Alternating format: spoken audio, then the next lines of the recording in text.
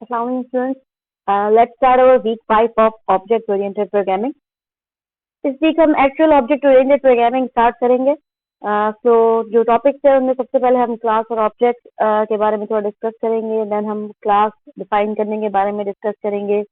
उसके अंदर instance variable किस तरीके से डिक्लेयर करते हैं, देन उसके ऑब्जेक्ट कैसे डिक्लेयर करते हैं।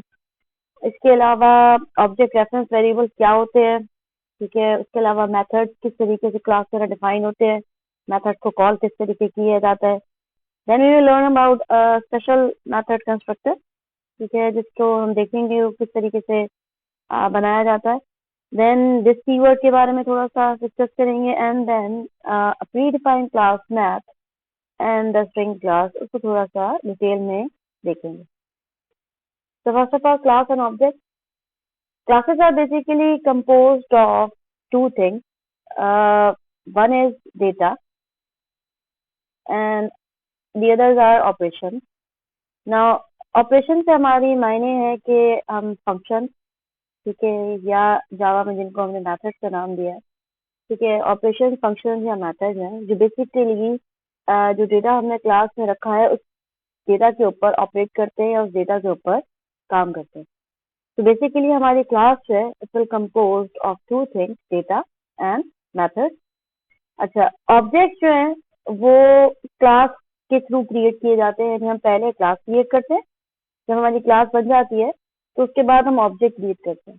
तो हम ये कह सकते हैं कि क्लास जो है वो एक टेम्पलेट होती है, ठीक है। Templates are basically predefined guidelines, predefined design, ठीक है, जो हम यूज करते हैं कोई चीज क्रिएट करने के लिए। तो क्लासेस आर जस्ट टेम्पलेट और यू कैन से गाइड, जिसकी वजह से ऑब्जेक्ट जो है वो क्रिएट होता है। तो बेसिकली क्लास एक जनरल डिस्क्रिप्शन होती है ऑब्जेक्ट की, जिसमें हम ये डिस्क्राइब करते हैं कि ऑब्जेक्ट किस तरीके का होगा, उसके अंदर इंस्टेंस वेरिएबल क्या होंगे, मेथड्स क्या होंगे, मेथड्स का कोड डिफाइन करते हैं कि मेथड्स किस तरीके से काम करेंगे। एंड देन ऑब्जेक्ट हम क्रिएट करते हैं व्हेन एक्चुअली हमें उस क्लास को इस्तेमाल करना होता है या वो स्पेसिफिक काम हमें जो है वो परफॉर्म करना होता है। तो बेसिकली क्लास तो एक दफा ही क्रिएट होती है, लेकिन ऑब्जेक्ट जो है वो मल्टीपल टाइम क्रिएट किए जा सकते हैं। और basically class does not do anything जब तक हम उसका ऑब्जेक्ट क्रिएट ना करें। Object are the real component जो काम कर रहे होते हैं। ऑब्जेक्ट क्रिएट करने के लिए हम तरीका देखेंगे, ऑब्जेक्ट को क्रिएट करेंगे और डिस्कस करेंगे साथ साथ कि ऑब्जेक्ट रेफरेंसेस जो है वो क्या होते हैं। Basically object identifiers means object variable name कह लें या ऑब्जेक्ट नेम्स कह लें, वो ऑब्जेक्ट रेफरेंस भी कहलाते हैं, ठीक है। तो इसको डिटेल में डिस्कस करेंगे कि व्हाट आर ऑब्जेक्ट रेफरेंसेस और ऑब्जेक्ट आइडेंटिफायर्स हम कैसे क्रिएट करते हैं, ऑब्जेक्ट हम कैसे क्रिएट करते हैं। इसके अलावा एक और टर्म हम यूज करते हैं इंस्टेंस की। The objects are basically instance of a class. Instance means just a copy, just one copy. So when we create one object of a class, we say that we have created one instance of that class. तो ये terminology भी अक्सर use होती है। इसके अलावा just you note thing, जब भी हम एक क्लास क्रिएट करेंगे, क्लास के अंदर जो है वो एक मोस्ट इम्पॉर्टेंट चीज जो हमारा डेटा है, उन डेटा को, उन डेटा मेंबर्स को हम इंस्टेंस वेरिएबल भी कहते हैं। इसको और डिटेल में भी डिस्कस करेंगे। इसके अलावा एक और टर्म फील्ड, ठीक है, वो भी इंटरचेंजेबली यूज होती है। तो इसी से क्लास का डेटा, क्लास के इंस्टेंस वेरिएबल या क्लास की field, so we are talking about the same thing.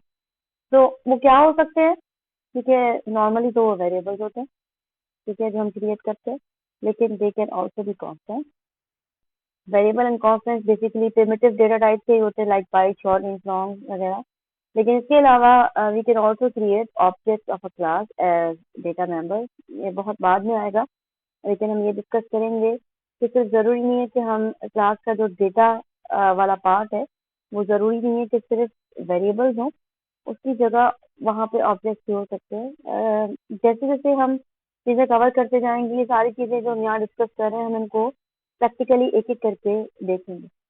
Then as we discuss कि जो ऑपरेशन होते हैं क्लास के, ठीक है, उनको हम जावा में मेथड्स कहते हैं, ठीक है। और मेथड जो है वो बहुत सारे काम कर सकते हैं, ठीक है। मेथड डेटा को रिट्रीव करने में, डेटा को सेव करने में, कोई और टास्क परफॉर्म करने में काम करते हैं। लेकिन बेसिकली जो भी मेथड्स हम देखेंगे उनका ज़्यादातर काम यही होगा कि वो उस डेटा को मैनिपुलेट करने में या उस डेटा पे कोई ऑपरेशन परफॉर्म करने में हमें हेल्प करे। अच्छा, यूजुअली जब हम मेथड को रन करते हैं, जब हम मेथड को चलाते हैं, तो ये हमने सी में भी डिस्कस किया था कि उसको हम जनरली कहते हैं calling the method. Calling the method का मतलब होता है कि we are invoking the method और we are running a method. ठीक है, इसको हम ऑलरेडी भी कर चुके हैं बिकॉज हम बहुत सारे मेथड्स यूज कर चुके हैं अपने प्रीवियस जावा के लेक्चर्स के अंदर। so we already know how we call a method. Okay, so more about methods. एक अच्छी बेहतरीन बनी हुई क्लास के अंदर ये प्रॉपर्टी होती है कि उस क्लास का जो डेटा है वो उस क्लास के मेथड ही चेंज कर सके या उस क्लास के मेथड ही उस डेटा को एक्सेस कर सके। इस चीज को हम बाद में बहुत डिटेल में डिस्कस करेंगे, नॉट इन दिस क्लास, लेकिन with the introduction of access modifier हम डेटा की एक्सेस को बहुत डिटेल में डिस्कस करेंगे। Okay, so for now it might be confusing for you all these terms जो कि एकदम इंट्रोड्यूस हो गई, लाइक क्लास, इसके अलावा डेटा, मेथड, देन टेम्पलेट का वर्ड हमने यूज किया जो हमने कहा क्लास है। इसके अलावा डिस्क्रिप्शन ऑफ ऑब्जेक्ट है। ठीक है, ऑब्जेक्ट के लिए हमने यूज किया कि object is also called instance of class. Then हमने ये कहा कि ऑब्जेक्ट रेफरेंस वेरिएबल होता है, यानी ऑब्जेक्ट का जो आइडेंटिफायर है वो बेसिकली एक रेफरेंस वेरिएबल होता है। तो we will discuss everything in detail. हर एक चीज जो है वो हमारे सामने एक एक करके जो है वो डिटेल में डिस्कस होगी। So starting with the general form of class. ठीक है, general form of the class means usually when we create a class it somehow look like this. We generally have a class keyword जिसके बाद हम class का नाम देते हैं जो हम ऑलरेडी देख चुके हैं। उसके स्टार्टिंग बेसिस होते हैं और उसके एंडिंग बेसिस होते हैं। ये भी हम देख चुके हैं क्योंकि हम जावा का प्रोग्रामिंग हमने क्लास के साथ स्टार्ट किया था। जो न्यू चीज है वो ये कि जो जनरली जो अब हम क्लास क्रिएट करेंगे, पहले तो हम सिर्फ मेन मेथड वाली क्लास यूज कर रहे थे, लेकिन हम अब ऐसी क्लासेस क्रिएट करेंगे जिनके ऑब्जेक्ट्स हम इस्तेमाल करें, जिनके ऑब्जेक्ट्स हम दूसरी क्लास के अंदर यूज करें। तो उन क्लासेस को क्रिएट करने का उनका टिपिकल जो वे होगा ये होगा कि there is a section for variable जिनको हम इंस्टेंस वेरिएबल या डेटा एलिमेंट्स कहेंगे। Then there is another section of method. So there will be a huge section of methods जिसमें हम different methods define करेंगे। तो इन दो चीजों से मिलकर ही एक क्लास बनेगी, एक डेटा एलिमेंट या इंस्टेंस वेरिएबल और सेकंड चीज जो है वो मेथड। तो इनको वन बाय वन हम इंट्रोड्यूस करते रहेंगे अपनी क्लास के अंदर कि किस तरीके से हम क्लास जो है वो क्रिएट करते हैं। तो अगेन क्लास डिफाइन करने का जर्नल सिंटैक्स ये है कि first of all there is an access modifier which we are not going to discuss in this lecture. वो नेक्स्ट लेक्चर में आएगा। तो ये एक्सेस मॉडिफायर्स जो है वो कौन कौन से हैं और ये क्या अफेक्ट करते हैं। एक्सेस मॉडिफायर जो है वो ऑप्शनल है फिलहाल। जब हम कोई भी एक्सेस मॉडिफायर नहीं देते तो क्लास डिफॉल्ट एक्सेस यूज कर रही होती है, उसको भी डिटेल में डिस्कस करेंगे लेकिन हम नेक्स्ट लेक्चर में डिस्कस करेंगे। फिलहाल जो हम क्लास क्रिएट करेंगे उसमें सिर्फ हम क्लास का कीवर्ड देंगे एंड देन जो है वो क्लास नेम देंगे। क्लास नेम के रूल्स हम ऑलरेडी डिस्कस कर चुके हैं। क्लास नेम जो है वो हमेशा कैपिटल लेटर से स्टार्ट होगी और अगर दो वर्ड से मिलकर बनेगी तो सेकंड वर्ड का भी फर्स्ट लेटर जो है वो कैपिटल होगा। Again these words are usually noun. ठीक है, because usually means it's not necessary that it's always a noun, लेकिन यूजुअली क्लास के नेम जो है वो नाउन होते हैं। देन क्लास के स्टार्टिंग बेसिस होते हैं, एंडिंग बेसिस होते हैं और उसके मिड में जो वो क्लास डेफिनेशन आती है जिससे बाकी सब चीजें रखी जाती है।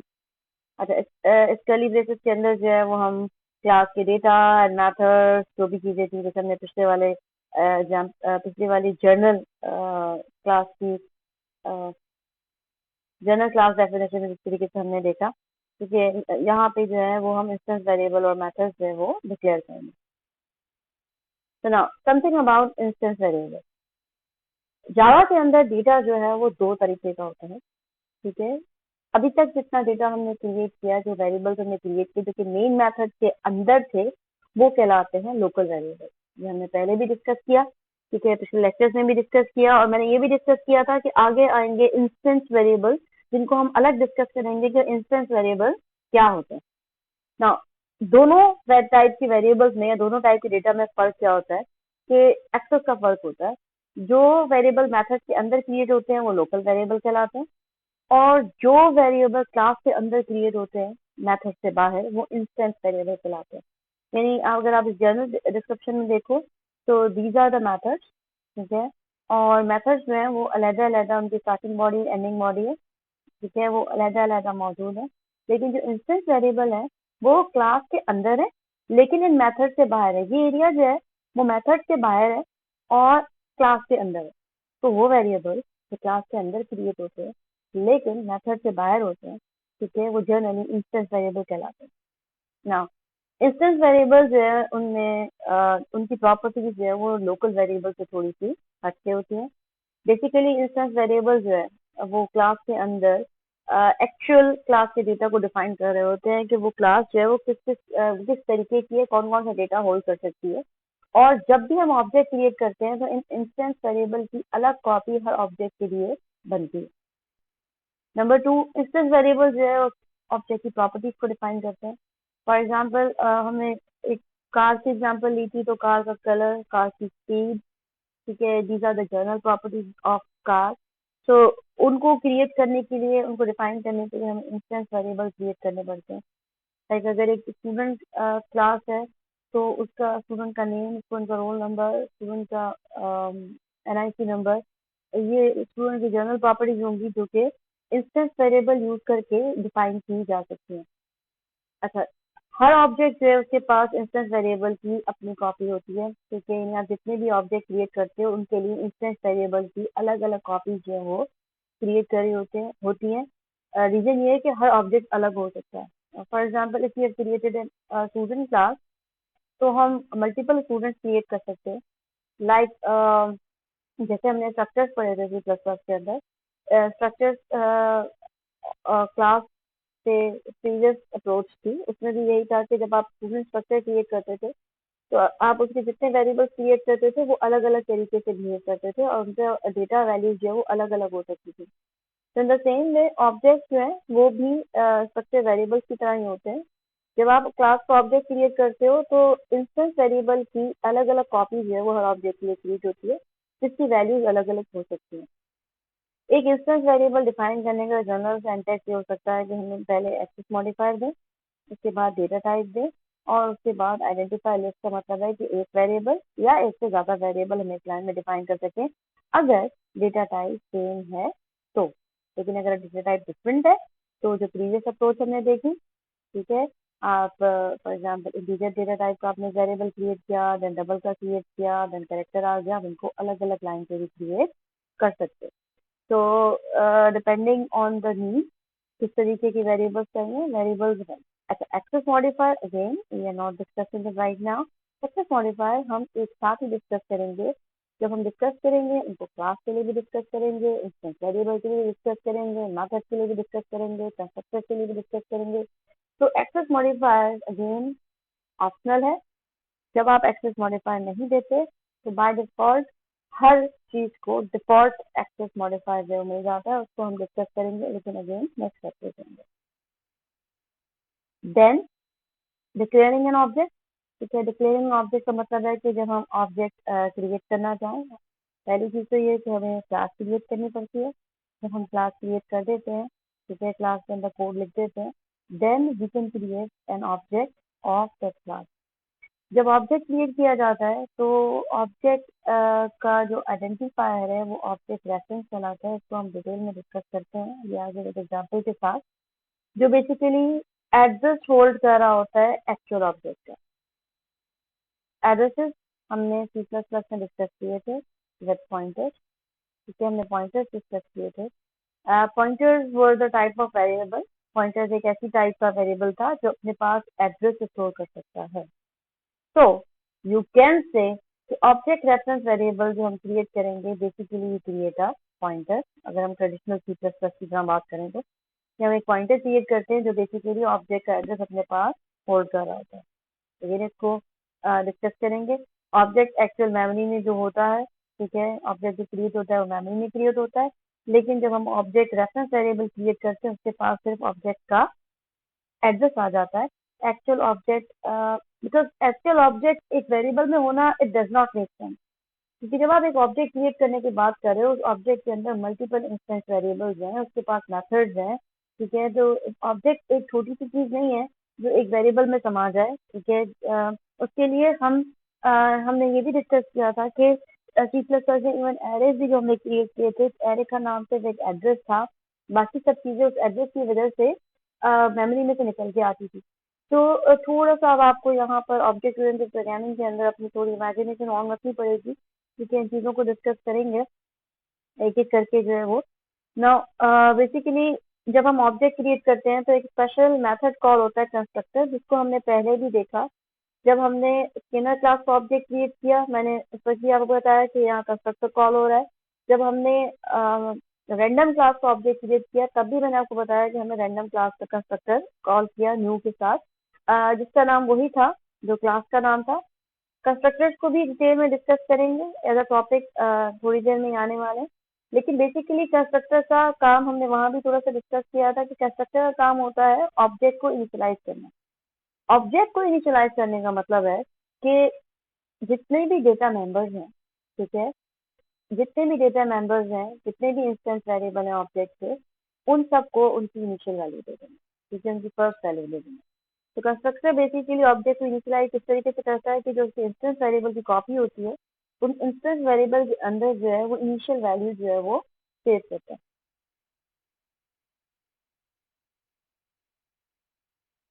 ना क्लास क्रिएट करने के बाद ऑब्जेक्ट कैसे क्रिएट किए जाते हैं? नंबर वन, हम क्लास का नाम लिखते हैं, उसके बाद ऑब्जेक्ट रेफरेंस वेरिएबल देते हैं। ऑब्जेक्ट रेफरेंस वेरिएबल आपकी मर्जी है, आप किसी भी नाम का रख सकते हो। ये चीज जो है, ठीक है, आइडेंटिफायर है। तो आइडेंटिफायर आपकी मर्जी है कि यहाँ पे आप कोई भी नाम जो है वो दे दें।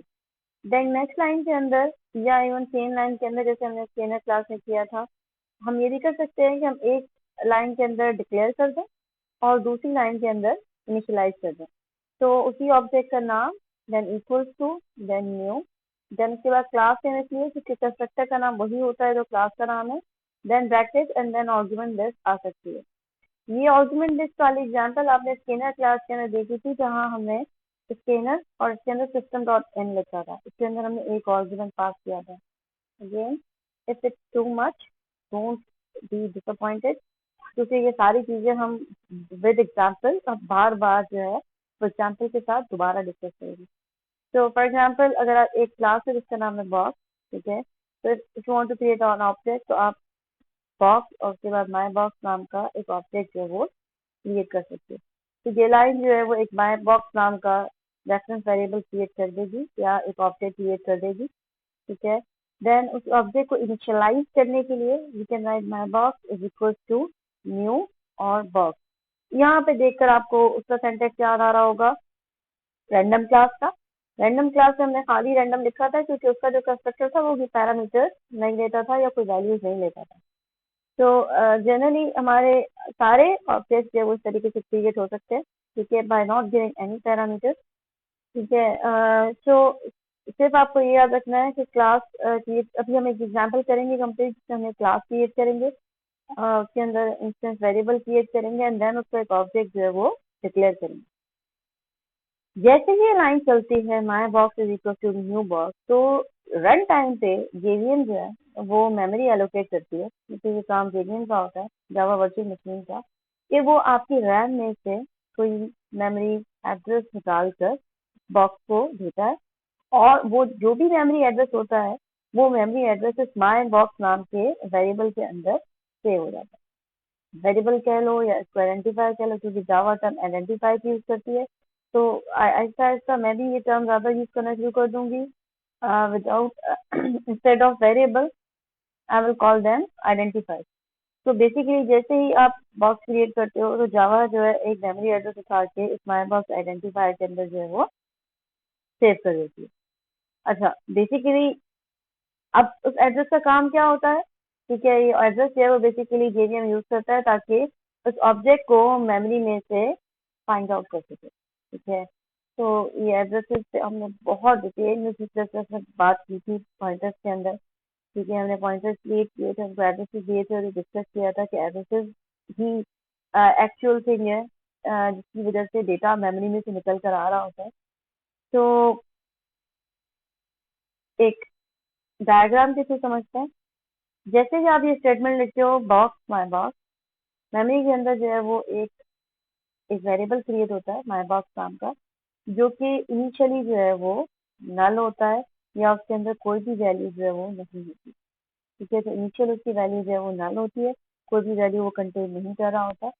लेकिन जैसे ही आप उसको इनिशियलाइज करते हो, ठीक है, by using the new keyword and by using the constructor, ठीक है, तो my box is equal to new box, जैसी इसको एक कमांड मिलती है तो क्या करता है कि मेमोरी के अंदर जो है वो एक्चुअल बॉक्स ऑब्जेक्ट क्रिएट करेगा, उसके अंदर जो भी वेरिएबल्स होंगे वो क्रिएट करेगा, एंड देन उसका एड्रेस जो है उसका यहाँ पर आकर इस माई बॉक्स के अंदर जो है वो सेव कर देगा। तो बेसिकली ये माई बॉक्स के अंदर एक एड्रेस होता है। इन सारी चीज़ों को हम प्रोग्रामेटिकली प्रूव करेंगे एंड प्रोग्राम में दोबारा भी ये डिस्कशन में आएंगे। Okay, now let's start with a simple example, ठीक है, जिससे ये सारी चीज़ें जब हमने डिस्कस की हैं इनको प्रूव भी करते हैं और साथ साथ जो है वो देखते हैं। Okay, now let's start with a simple example, जिसको हम स्लाइड से भी डिस्कस कर रहे थे अभी। We are creating a class name box, लेकिन फिलहाल मेथड्स हमने डिस्कस नहीं किए हैं, तो we are creating this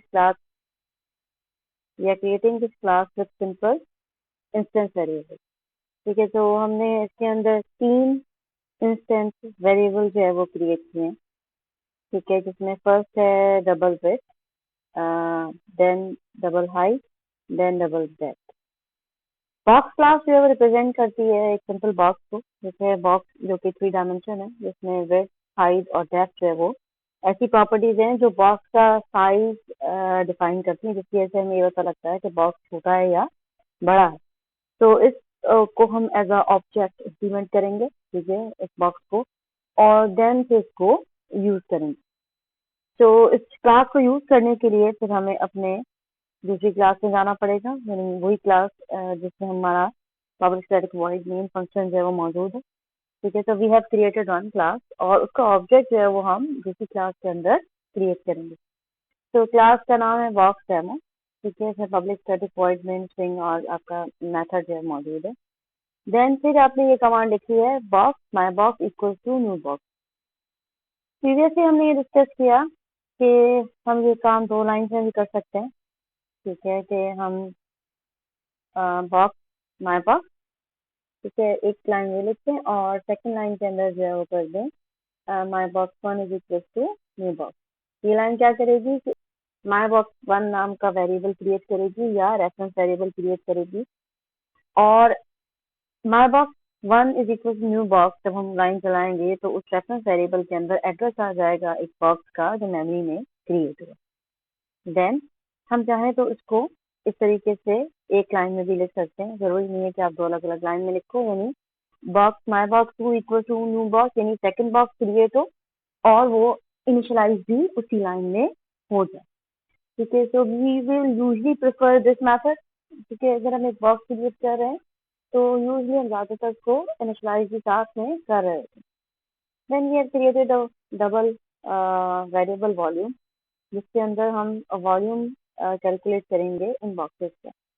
now हर बॉक्स को वैल्यू असाइन करने के लिए फिलहाल तो आप ये तरीका यूज कर सकते हैं, क्योंकि हमने एक टर्म एक्सेस मॉडिफायर अभी देखी जो भी हमने डिस्कस नहीं की। ठीक है, लेकिन फिलहाल जो हमारे विड्थ, हाइट और डेप्थ है वो हम डायरेक्टली एक्सेस कर सकते हैं, और हम क्या कर सकते हैं, my box one dot width is equal to 10, my box 1 dot height is equal to 20, my box 1 dot depth is equal to 15।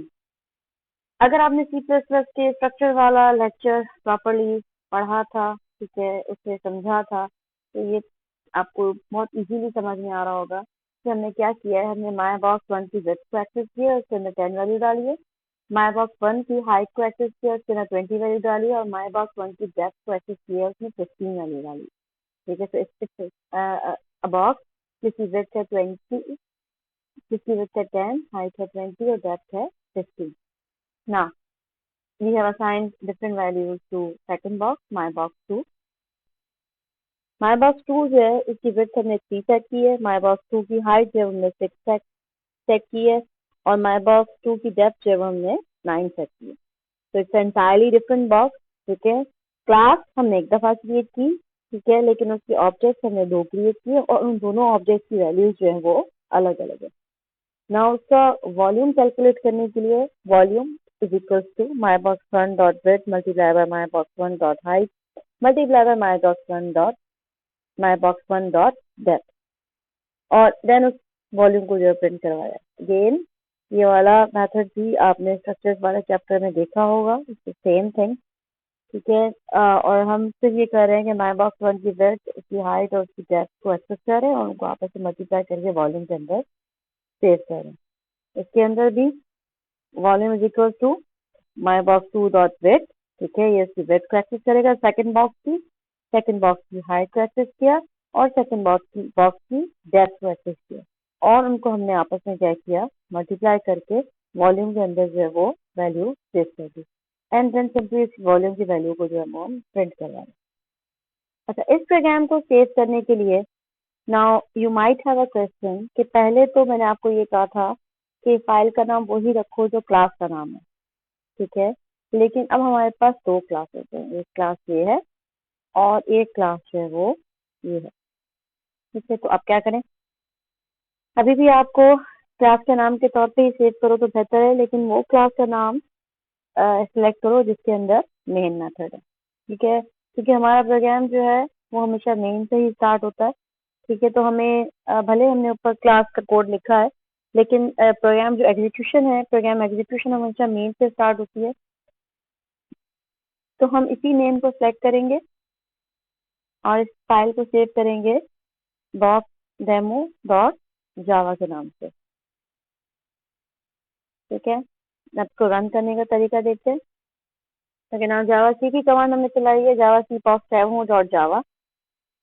अब डायरेक्टरी में अगर आप नोट करो, ठीक है, तो हमारे पास 2 क्लासेस क्रिएट हुई हैं, एक क्लास है बॉक्स डॉट क्लास और दूसरी क्लास है बॉक्स डेमो डॉट क्लास। तो just to show you that कि जब आप प्रोग्राम को कंपाइल करते हो, ठीक है, जावा सी की कमांड करते हो, तो जो क्लासेस हैं वो दोनों क्रिएट होती हैं। बॉक्स क्लास अलग क्रिएट होगी, बॉक्स डेमो क्लास अलग क्रिएट होगी, लेकिन हम चलाएंगे किसको, हम इस बॉक्स डेमो क्लास को चलाएंगे, और ये बॉक्स डेमो क्लास जो है वो इस बॉक्स वाली क्लास को खुद ब खुद जो है वो यूज करेगी। तो we will just run Java box demo. ठीक है, तो volume is 3000 and volume is 162। क्योंकि प्रोग्राम के अंदर हमने बाकी तो कोई चीज प्रिंट करवाई नहीं थी, हमने सिर्फ वॉल्यूम प्रिंट करवाया था इनका, तो उसने दोनों ऑब्जेक्ट का वॉल्यूम जो है वो कैलकुलेट किया। 10 मल्टीप्लाई बाय 20 200, 200 मल्टीप्लाई 15 3000, और ये 3 इंटू 6 इंटू 9 जो है इसमें 152 जो है वो कैलकुलेट किया। तो क्योंकि हमने सिर्फ वॉल्यूम इज प्रिंट करवाया था, तो स्क्रीन पे यही आउटपुट आया। ओके, नाउ दूसरा वे भी देख लो कि इस वजह से अब आपको प्रॉब्लम होगी। ठीक है, हम जैसे पिछले कोड के अंदर हम डायरेक्ट इस तरह लिख रहे थे जावा बॉक्स डेमो डॉट जावा, लेकिन जब अब आपकी 2 क्लासेस कंटेन करती हैं, ठीक है, तो ये प्रॉब्लम क्रिएट करेगा आपके लिए। ठीक है, जब आप उसको चलाओगे तो बेसिकली एरर जनरेट कर रहा है, can find main string method in class box. क्योंकि इस मेथड के जब ये तरीका हम यूज करते हैं तो वो पहले वाली क्लास को ही क्लास नेम कंसिडर कर रहा होता है और प्रोग्राम को चलाने की कोशिश कर रहा होता है। तो अब आप ट्रेडिशनल वे ही यूज करोगे फिलहाल कंपाइल करने के लिए, अगर आप नॉर्मल जेडीके यूज कर रहे हो। लेकिन अगर आप एक्लिप्स यूज कर रहे हो तो फाइन, आप उसमें फिर डिफरेंट तरीके से रन कर सकते हो। ओके, नाउ खाली ये चीज प्रिंट करवाने से पहले हम यहाँ एक्चुअली प्रिंट करवाते हैं माई माई बॉक्स 1 की वैल्यू हम देखना चाहते हैं कि माई बॉक्स 1 जो है वो क्या है। ठीक है, तो हम माई बॉक्स 1 को यहाँ पे प्रिंट करवाते हैं।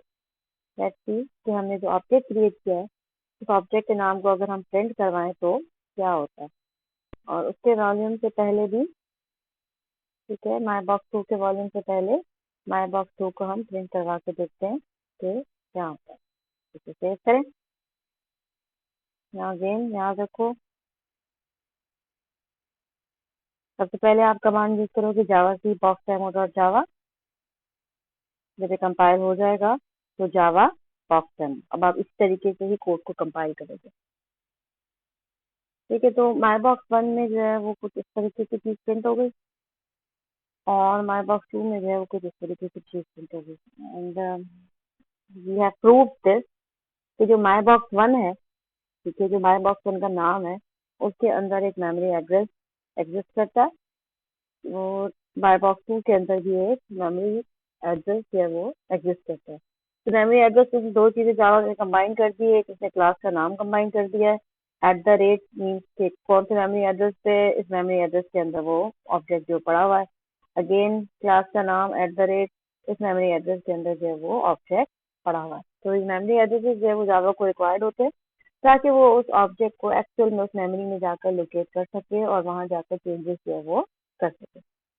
Okay, so next thing to discuss is assigning object reference variable. Object reference variable अभी हमने प्रिंट करके देख लिया। ठीक है, जैसे ही हमने इस नाम को प्रिंट किया हमें स्क्रीन पे एक मेमोरी एड्रेस जो है वो मिल गया। So now, for example, if we are using this code box b1 is equal to new box, हमने एक बॉक्स क्रिएट किया and then we created box b2 is equal to b1। ठीक है, यानी ये वाला जो बॉक्स है ये कॉपी हो जाए b2 के अंदर। तो नॉर्मल वेरिएबल में तो ऐसे होता था कि जब आप लिखते थे integer a is equal to 10 और integer b is equal to a, तो b नाम का दूसरा वेरिएबल बन जाता जिसके अंदर a की वैल्यू जो है वो चली जाती थी। लेकिन ऑब्जेक्ट में ऐसा नहीं होता। ठीक है, ऑब्जेक्ट में जब आप इस तरीके से कोड लिखते हो b1 b2 is equal to b1, तो क्या करेगा, ठीक है, जैसे ही आपने ये ऑब्जेक्ट क्रिएट किया, इसको इनिशियलाइज किया, तो ये एक बॉक्स जो है वो ऑब्जेक्ट क्रिएट हुआ और इस बॉक्स ऑब्जेक्ट का एड्रेस जो है वो किसमें चला गया, b1 में चला गया। लेकिन जैसे ही आप ये लाइन लिखोगे b2 is equal to b1, तो ये क्या करेगा कि b2 नाम का एक और रेफरेंस वेरिएबल क्रिएट करेगा या एक और रेफरेंस ऑब्जेक्ट रेफरेंस क्रिएट करेगा और उसके अंदर भी सेम ऑब्जेक्ट का एड्रेस जो है वो डाल देगा। यानी ये b2 और b1 दिखने में तो दो नाम होंगे लेकिन बेसिकली ये दोनों के दोनों एक ही ऑब्जेक्ट यानी सेम ऑब्जेक्ट की तरफ जो है वो रेफर कर रहे होंगे, यानी सेम ऑब्जेक्ट का एड्रेस अपने पास सेव कर रहे होंगे। यानी एक ही ऑब्जेक्ट के दो अलग अलग नाम होंगे। यानी आप चाहे b1 यूज करो या b2 यूज करो, एक ही ऑब्जेक्ट इस्तेमाल होगा, उसी की वैल्यूज बार बार प्रिंट होगी। इसको प्रूव करते हैं। जैसे सेम प्रोग्राम है, जो सेम एग्जाम्पल अभी हमने किए, इसमें भी हमने दो ऑब्जेक्ट क्रिएट किए थे। Let's create third object my box 3 और माई बॉक्स 3 के अंदर जो है वो हम माई बॉक्स 2 जो है वो कॉपी कर देते हैं। ठीक है, हमने एक माई बॉक्स 3 क्रिएट किया जिसके अंदर हमने माई बॉक्स 2 कॉपी कर दिया। देन हमने यहाँ बॉक्स 1 को चेंज किया, बॉक्स 2 को चेंज किया। बॉक्स 3 के लिए हम कोई कोड नहीं लिख रहे। ठीक है, हमने बॉक्स 3 के लिए कोई कोड नहीं लिखा, लेकिन हम क्या करेंगे कि हम यहाँ पर वॉल्यूम दोबारा कैलकुलेट करते हैं। ठीक है, ये हमने लाइन्स जो है ये लाइन्स हम दोबारा लिखते हैं जैसे प्रूफ कि अब हम किसकी बात करें। अच्छा, इसके अंदर हम क्या करेंगे कि हम बॉक्स 3 की विड्थ प्रैक्टिस कर रहे हैं, बॉक्स 3 की हाइट प्रैक्टिस कर रहे हैं और बॉक्स 3 की डेप्थ प्रैक्टिस कर रहे हैं। लेकिन अगेन पीछे आपको दिखा दो कोड में हमने माई बॉक्स 1 की वैल्यू रखी है, हमने माई बॉक्स 2 की वैल्यू रखी है, लेकिन हमने माई बॉक्स 3 को कोई वैल्यू नहीं दी। हमने सिर्फ ये किया है कि हमने माई बॉक्स 3 को माई बॉक्स 2 के बराबर कर दिया। ठीक है, यानी हमने चाहा कि माई बॉक्स 2 जो है माई बॉक्स 3 के अंदर कॉपी कर दे और माई बॉक्स 2 को वैल्यू बाद में दी। ठीक है, यानी हमने माई बॉक्स 2 की वैल्यू बाद में सेट की है। ठीक है, तो कॉपी पहले करवा दिया। ठीक है, यानी वो जब जैसे इनिशियलाइज हुआ था उसके सबने को कॉपी करवा दिया। ठीक है, मतलब यहाँ लिखना चाहिए कि यहाँ पर वैल्यूज आई ना, लेकिन वैल्यूज आप बाद में दे रहे हो। लेकिन स्टिल अगर आप माई बॉक्स 3 को एक्सेस करने की कोशिश कर रहे हो, यानी आपने इन तीनों माई बॉक्स 3 की विड्थ, डेप्थ और हाइट को मल्टीप्लाई करके वॉल्यूम में सेव किया, साथ साथ हम उसका मेमोरी एड्रेस भी प्रिंट करवा देते हैं। ठीक है, माई बॉक्स 3 ये बेसिकली वैल्यू एड्रेस की वैल्यू है क्या, तो अगर हम सेव करते हैं हमें दोबारा कंपाइल करना पड़ेगा एंड दोबारा रन करना पड़ेगा। ठीक है, प्रीवियसली वाला प्रीवियस जो है वो भी आपका आउटपुट मौजूद है। अब क्या आउटपुट आया है, माई बॉक्स 1 का एड्रेस, माई बॉक्स 2 का एड्रेस, माई बॉक्स 2 का वॉल्यूम, उसके बाद माई बॉक्स 3 का एड्रेस। नाउ नोट कर लो, माई बॉक्स 2 का एड्रेस और माई बॉक्स 3 का एड्रेस बिल्कुल एक ही है, और इवन जो वॉल्यूम की वैल्यू आई है वो भी सेम है। हैंड थ्रू अगर आप इस तरीके की स्टेटमेंट लिखते हो, my box 3 is equal to my box 2, तो दो अलग अलग ऑब्जेक्ट नहीं बनते। एक ही ऑब्जेक्ट जो मेमोरी में पड़ा हुआ होता है उसके एड्रेसेस दो अलग अलग वेरिएबल्स के पास चले जाते हैं, और ये दोनों वेरिएबल्स एक ही ऑब्जेक्ट को मेमोरी में एक्सेस कर रहे होते हैं, एक ही ऑब्जेक्ट पे काम कर रहे होते हैं। तो प्रूव करने के लिए देख लिया कि हमने ये स्टेटमेंट तो पहले लिखी, उसके बाद हमने सिर्फ माई बॉक्स 2 की वैल्यू चेंज की, लेकिन माई बॉक्स 3 की वॉल्यूम के अंदर ये वैल्यूज ऑटोमेटिकली आ गई, और उसने वही एड्रेस दिखाया जो माई बॉक्स 2 का था, और उसने वही वॉल्यूम प्रिंट किया जो माई बॉक्स 2 का था। Okay, the next thing in class is method. ठीक है, तो मेथड डिफाइन करना हमें पहले से आता है, फंक्शंस हम ऑलरेडी कवर किए हैं सी प्लस प्लस में बहुत डिटेल में। तो उनके डिक्लेयर करने का तरीका जो था, उनको यूज करने का तरीका था, उसमें और इसमें हमें कोई ज़्यादा फर्क महसूस नहीं होगा।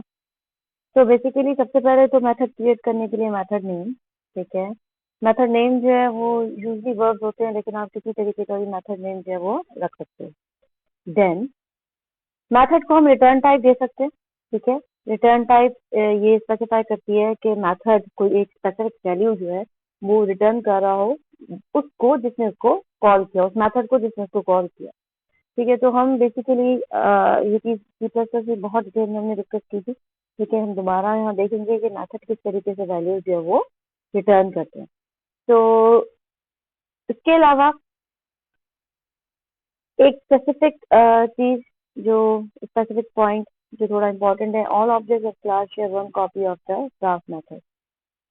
हमने ये तो डिस्कस किया कि इंस्टेंस वेरिएबल की हर ऑब्जेक्ट में अलग अलग कॉपी बनती है, यानी हर ऑब्जेक्ट के लिए इंस्टेंस वेरिएबल जो हैं वो अलग होते हैं, लेकिन मेथड की अलग अलग कॉपी की जरूरत नहीं होती। इंस्टेड मेथड की एक ही कोड की कॉपी सारे ऑब्जेक्ट में वो शेयर कर रहे होते हैं, लेकिन हर मेथड क्योंकि उसको डेटा अलग तरीके का पास होता है, अलग तरीके की वैल्यूज उसको पास होती है, इसलिए वो अलग तरीके से बिहेव करता है। इसका रीजन ये भी था, हमने पहले भी देखा कि सी प्लस प्लस में जो मेथड हम कोड को एक दफा लिखते थे, लेकिन उस मेथड को हम जितनी दफा भी कॉल करते थे, उसको जब हम पैरामीटर प्लेस उसकी चेंज कर रहे थे, तो वो अलग तरीके से बिहेव करता रहा। ठीक है, तो जरूरी नहीं है कि अब मेथड की अलग अलग कॉपी हर ऑब्जेक्ट के लिए क्रिएट हो। मेथड जो है वो ऑब्जेक्ट शेयर कर रहे थे। तो जनरल सिंटैक्स मेथड का क्या है, यहाँ सिर्फ एक चीज का इजाफा हो गया, अगेन एक्सेस मॉडिफायर। ठीक है, एक्सेस मॉडिफायर एज यूजुअल मैंने बता दिया, हम आगे डिस्कस करेंगे, फिलहाल हम इसको लीव करेंगे। लेकिन क्योंकि जनरल सिंटैक्स में शामिल है, यहाँ आता है, इसलिए जनरल सिंटैक्स में दिया हुआ है, लेकिन फिलहाल के लिए हम एक्सेस मॉडिफायर डिस्कस नहीं कर रहे। तो आप जो मेथड बनाओगे उसकी एक रिटर्न टाइप होगी, हो सकती है या नहीं हो सकती। ठीक है, मेथड नेम हो सकता है, एंड ब्रैकेट के अंदर पैरामीटर लिस्ट हो सकती है। पैरामीटर लिस्ट का मतलब ये है कि एक पैरामीटर, दो पैरामीटर, तीन पैरामीटर, या मोर देन थ्री पैरामीटर्स भी आपके पास हो सकते हैं। You can have multiple parameter. Then method की एक बॉडी होती है, ठीक है, जो कर्ली ब्रेसेस से स्टार्ट होती है, कर्ली ब्रेसेस से एंड होती है। मेथड्स होते क्या है, मेथड्स आर ऑपरेशन, ठीक है, अ कोड ऑफ ऑपरेशन जो कि ऑब्जेक्ट के अंदर जो इंस्टेंस वेरिएबल है उस पर परफॉर्म किया जाता है। अच्छा, जब हमारे पास मेथड की रिटर्न टाइप नहीं होती तो हम क्या लिखते हैं, वॉइड। सी प्लस प्लस में हमने यही पढ़ा था। ठीक है, और जिन मेथड की रिटर्न टाइप होती है उनके आखिर में रिटर्न के साथ उनकी वैल्यू जरूर आती है कि वो मेथड क्या रिटर्न कर रहे हैं, ठीक है, या क्या वैल्यू रिटर्न करना चाहते हैं। देन मेथड बनाने के बाद हमें मेथड को कॉल करना होता है। ठीक है, मेथड कॉल करने का तरीका आप पहले देख चुके हो। ठीक है, हमने किया है, हमने रैंडम क्लास का नेक्स्ट मेथड कॉल किया, हमने स्केलर क्लास का next method, next int method, next line method, हमने बहुत सारे मेथड कॉल किए। ठीक है, तो यूजली जब भी आप एक ऑब्जेक्ट क्रिएट करोगे, ठीक है, उसी ऑब्जेक्ट को आप इस्तेमाल करोगे मेथड को कॉल करने के लिए, लेकिन यूजली, ठीक है, इट्स जरूरी नहीं होता कि हर दफा ऑब्जेक्ट के साथ ही मेथड कॉल किए जाए। इसकी एग्जाम्पल भी आप पिछले लेक्चर्स में देख चुके हो मैथ क्लास के अंदर। मैथ जो कि क्लास का नाम है, मैथ डॉट SQRT फंक्शन हमने यूज किया था, ठीक है। Math dot ADS absolute function हमने यूज किया था, लेकिन उससे हमने ऑब्जेक्ट नहीं बनाया था, हमने डायरेक्ट जो है वो क्लास के नाम के साथ मेथड कॉल किया था। तो there can be two types of methods, उसको हम आगे डिटेल में डिस्कस करेंगे। कुछ मेथड्स को कॉल कराने के लिए हमें ऑब्जेक्ट बनाना जरूरी हो जाता है, जैसे हमने इस तीनों क्लास में किया और जैसे हमने रैंडम क्लास में किया। लेकिन कुछ जो मेथड्स है उनको कॉल करने के लिए ऑब्जेक्ट बनाना जरूरी नहीं होता, जैसे कि हमने मैथ क्लास में किया। इन दोनों तरीके के मेथड्स को हम समझेंगे आगे। फिलहाल जो मेथड्स हम करने वाले हैं उनको यूज करने के लिए हमें ऑब्जेक्ट बनाना लाजमी, ठीक है। तो सबसे पहले हम क्या करेंगे, हम क्लास का ऑब्जेक्ट बनाएंगे, उसके बाद हम मेथड को कॉल करेंगे। जर्नल सिंटैक्स में होगा, हम ऑब्जेक्ट का नाम लिखेंगे, ठीक है। जहाँ जहाँ ऑब्जेक्ट रेफरेंस लिखा है समझ जाओ ये ऑब्जेक्ट का नाम है, ठीक है। ऑब्जेक्ट का नाम लिखेंगे, उसके बाद डॉट ऑपरेटर लगेगा, उसके बाद मेथड का नाम आएगा, और उसके बाद अगर आर्गुमेंट है तो हम आर्गुमेंट लिस्ट जो है वो दे सकते हैं।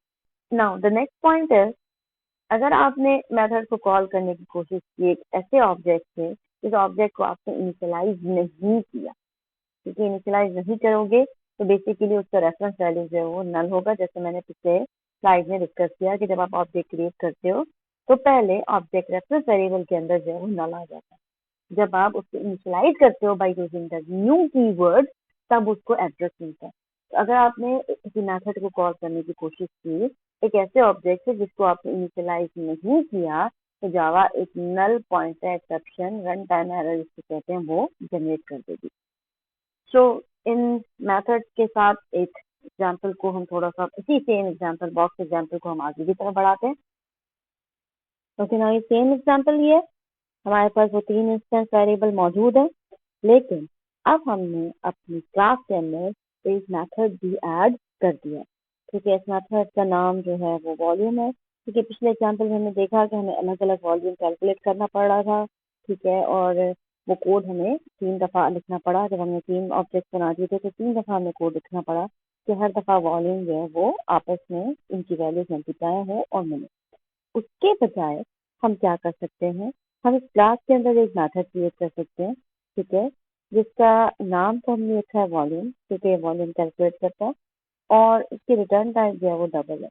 डबल इसलिए क्योंकि जो वॉल्यूम की वैल्यू है, जब हम इनको तीनों वैल्यू को मल्टीप्लाई करेंगे तो वैल्यू डबल नहीं आएगी। जब हम 3 डबल इंस्टेंस वेरिएबल को मल्टीप्लाई करेंगे तो ऑब्वियसली इसका आंसर कितने आएगा, डबल नहीं आएगा, ठीक है। तो हमने सिंपली किया क्या है, return and then with multiply by height multiply by depth.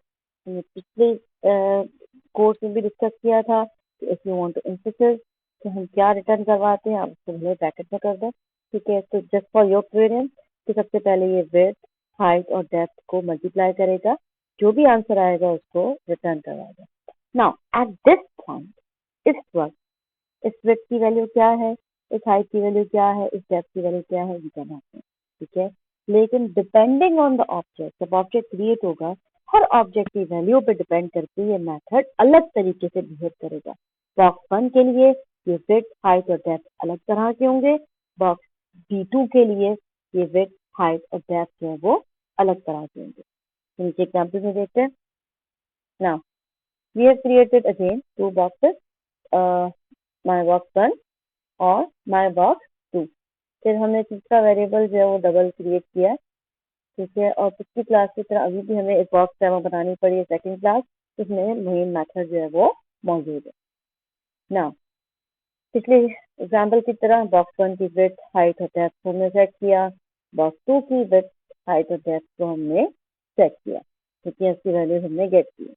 ये आहिस्ता आहिस्ता हम चीजें ऐड करते जाएंगे, जिससे आप खुद नोट करोगे कि हमारा कोड, इस सेम प्रोग्राम का हमारा कोड आहिस्ता आहिस्ता कम होता जाएगा, क्योंकि अभी हमने कंप्लीट क्लास के कंपोनेंट इंक्लूड नहीं किए हैं, इसलिए कोड हमारा ज्यादा है। जैसे जैसे क्लास के कंपोनेंट्स बढ़ते जाएंगे आप नोट करोगे कि मेन मेथड का कोड जो है वो कम होता जाएगा। इसको एग्जाम्पल्स में आगे नोट करते हुए जाना। फिलहाल कोड में क्या कमी आई कि हमें सिर्फ लिखना पड़ा volume is equal to my box 1 dot volume, ठीक है। बजाय इसके कि हम तीनों को मल्टीप्लाई करते हैं, हमने यहाँ पे मेथड कॉल कर लिया, ठीक है। मेथड कॉल करने का तरीका क्या हुआ, माय बॉक्स 1 ऑब्जेक्ट का नाम किसके लिए हम कॉल कर रहे हैं, इस वाले ऑब्जेक्ट के लिए, ठीक है, जिसकी विथ हाइट और डेप्थ हमने 10, 20 और 15 सेट की है, ठीक है। My box one dot volume किस पे काम करेगा, इस स्पेसिफिक ऑब्जेक्ट पे काम करेगा जो हमने क्रिएट किया, और उसकी विथ हाइट और डेप्थ जैसे कि वॉल्यूम मेथड में स्पेसिफाइड है, ठीक है, कि वॉल्यूम मेथड क्या करे, विथ हाइट और डेप्थ को मल्टीप्लाई करे। तो इस स्पेसिफिक स्टेप पे, ठीक है, यहाँ स्पेसिफिक स्टेप पे यहाँ पे विथ की, हाइट की और डेप्थ की किसकी वैल्यू जा रही होगी, माई बॉक्स वन की, वहां पर से मल्टीप्लाई होगी और जो भी आंसर आएगा वो आंसर किसमें स्टोर हो जाएगा, वॉल्यूम के अंदर। देन एज यूजुअल हमने वॉल्यूम को प्रिंट करवा दिया। देन सेकंड तरीका, हमें जरूरी नहीं है कि हम वॉल्यूम का वेरिएबल में वैल्यू पुट करें, हमें अगर वॉल्यूम के वेरिएबल को आगे यूज नहीं करना है और हमें सिर्फ प्रिंट आउट ही चाहिए, ठीक है, तो हम डायरेक्ट मेन मेथड के अंदर भी लिख सकते हैं। यानी आपने यहाँ पे क्या किया, वॉल्यूम इज, उसके बाद प्लस ऑपरेटर, ये कॉन्केटिनेट करेगा माई बॉक्स टू डॉट वॉल्यूम, यहाँ मेथड कॉल होगा और वॉल्यूम माई बॉक्स टू के अंदर वॉल्यूम का मेथड चलेगा, इसमें विड्थ डेप्थ और हाइट किसकी मल्टीप्लाई होंगी, माई बॉक्स टू की, और जो भी आंसर आएगा वो आंसर यहाँ पर रिप्लेस हो जाएगा और हमें स्क्रीन पे वो आंसर जो है वो नजर आएगा। इसको सेव करो, रन करते हैं। अगेन आपको प्रोग्राम कंपाइल करना है, मैंने क्लास का नाम सेम रखा है, बॉक्स डेमो, तो बॉक्स डेमो डॉट जावा को कंपाइल किया पहले, देन जावा बॉक्स डेमो के नाम से इसको रन करेंगे। अगेन सेम आउटपुट ही है, volume is 3000 and volume is 162, लेकिन फर्क क्या हुआ कि हमारा कोड जो है वो मेथड ऐड करने की वजह से थोड़ा सा कम हो गया। Okay, now the next topic is constructor. Constructors के नाम इतनी दफा बैक पे लेक्चर्स में जगह जगह आ चुके हैं, now finally we are going to discuss them कि ये एक्चुअल में है क्या। Number one, constructor is a special method, ठीक है, तो कंस्ट्रक्टर एक फंक्शन ही है, एक मेथड ही है, ठीक है, कोई न्यू चीज नहीं है, ठीक है, एक स्पेशल मेथड है, लेकिन इस स्पेशल मेथड की कुछ प्रॉपर्टीज हैं जिनको हम डिस्कस करते हैं, या वो प्रॉपर्टीज अगर इसमें होती हैं तो वो मेथड कंस्ट्रक्टर कहलाता है। Number one, it is called when object is initiated using new keyword. जैसे हम न्यू कीवर्ड यूज करते हैं, न्यू कीवर्ड के बाद हम कंस्ट्रक्टर को इस्तेमाल करते हैं, ठीक है, यानी जब भी हमें ऑब्जेक्ट क्रिएट करना होता है तो हम न्यू कीवर्ड के बाद कंस्ट्रक्टर का नाम लिखकर उसको कॉल करते हैं, और कंस्ट्रक्टर का काम क्या होता है कि वो उस तक चलता है जब हम ऑब्जेक्ट इनिशियलाइज कर रहे होते हैं या ऑब्जेक्ट को इनिशिएट कर रहे होते हैं। Number 2 point, class can have several constructors, so there can be more than one constructors in class, जिसको हम आगे अगले नेक्स्ट लेक्चर में डिस्कस करेंगे। The job of constructor is to initialise the variables of object. ये हमने पहले भी डिस्कस किया है कि कंस्ट्रक्टर जो है वो बेसिकली ऑब्जेक्ट के वेरिएबल्स को, इंस्टेंस वेरिएबल्स को इनिशियलाइज करने के लिए यूज होता है, ठीक है। तो ये आप रिमेंबर दिस कि कंस्ट्रक्टर का काम क्या है कि वो इनिशियलाइज करता है वेरिएबल्स को, ऑब्जेक्ट के जो वेरिएबल्स है, इंस्टेंस वेरिएबल है, उनको इनिशियलाइज करता है। इनिशियलाइज करने का मतलब उनको उनकी फर्स्ट वैल्यू देता है। देन वो कौन सी प्रॉपर्टीज हैं जो कंस्ट्रक्टर को कंस्ट्रक्टर बनाती हैं, उनमें सेकेंड है constructor has same name as class, ठीक है, तो this is important point. Constructor का नाम हम वही रखते हैं, यानी हम इसको एक आम मेथड की तरह ही क्रिएट करेंगे, जैसे हम मेथड क्रिएट कर रहे हैं वैसे ही हम कंस्ट्रक्टर क्रिएट करेंगे, लेकिन हम उसकी पहचान अलग कैसे रखेंगे कि उसका नाम वही होगा जो क्लास का नाम है। Number 2, it has no return type. No return type का मतलब है कि इवन हम वॉइड कीवर्ड भी जो है वहां पे यूज भी कर सकते हैं, ठीक है। तो बेसिकली वॉइड कीवर्ड मेथड से पहले ये बताता है कि रिटर्न टाइप हम नहीं देना चाहते, लेकिन कंस्ट्रक्टर की रिटर्न टाइप होती ही नहीं है, तो इसलिए आप वहां पे वॉइड भी जो है वो नहीं दे सकते। तो there are two type of constructors. एक ऐसे कंस्ट्रक्टर होते हैं जो डिफॉल्ट वैल्यूज जो है वो साइन कर देते हैं। डिफॉल्ट वैल्यूज क्या होती हैं, फॉर एग्जाम्पल वो डिस्कस करते हैं डिफॉल्ट वैल्यूज कौन कौन सी होती हैं, क्योंकि हर वेरिएबल की डिफॉल्ट वैल्यू क्या होती है। But there are other constructors जिनको हम पैरामीटर्स दे सकते हैं, ठीक है, और जिनमें पैरामीटर्स के थ्रू हम अलग अलग वेरिएबल्स जो है उनको अलग अलग वैल्यूज असाइन कर सकते हैं, अपनी मर्जी से वैल्यूज असाइन कर सकते हैं। इवन हम पैरामीटर्स के थ्रू हम जो जो जहाँ पे हम ऑब्जेक्ट क्रिएट कर रहे हैं उस ऑब्जेक्ट में जस्ट लाइक मेथड, जैसे मेथड को पैरामीटर्स पास करते हैं इस तरह कंस्ट्रक्टर को भी पैरामीटर्स पास करके डिफरेंट वैल्यूज हम दे सकते हैं. Now number one, if you do not write a constructor, the compiler provides a default constructor. So basically अभी तक तो हमने constructor लिखा ही नहीं क्योंकि हमने अपने क्लास से constructor बनाया ही नहीं, बट फिर भी ऑब्जेक्ट क्रिएट करने के लिए हम कंस्ट्रक्टर यूज कर रहे थे.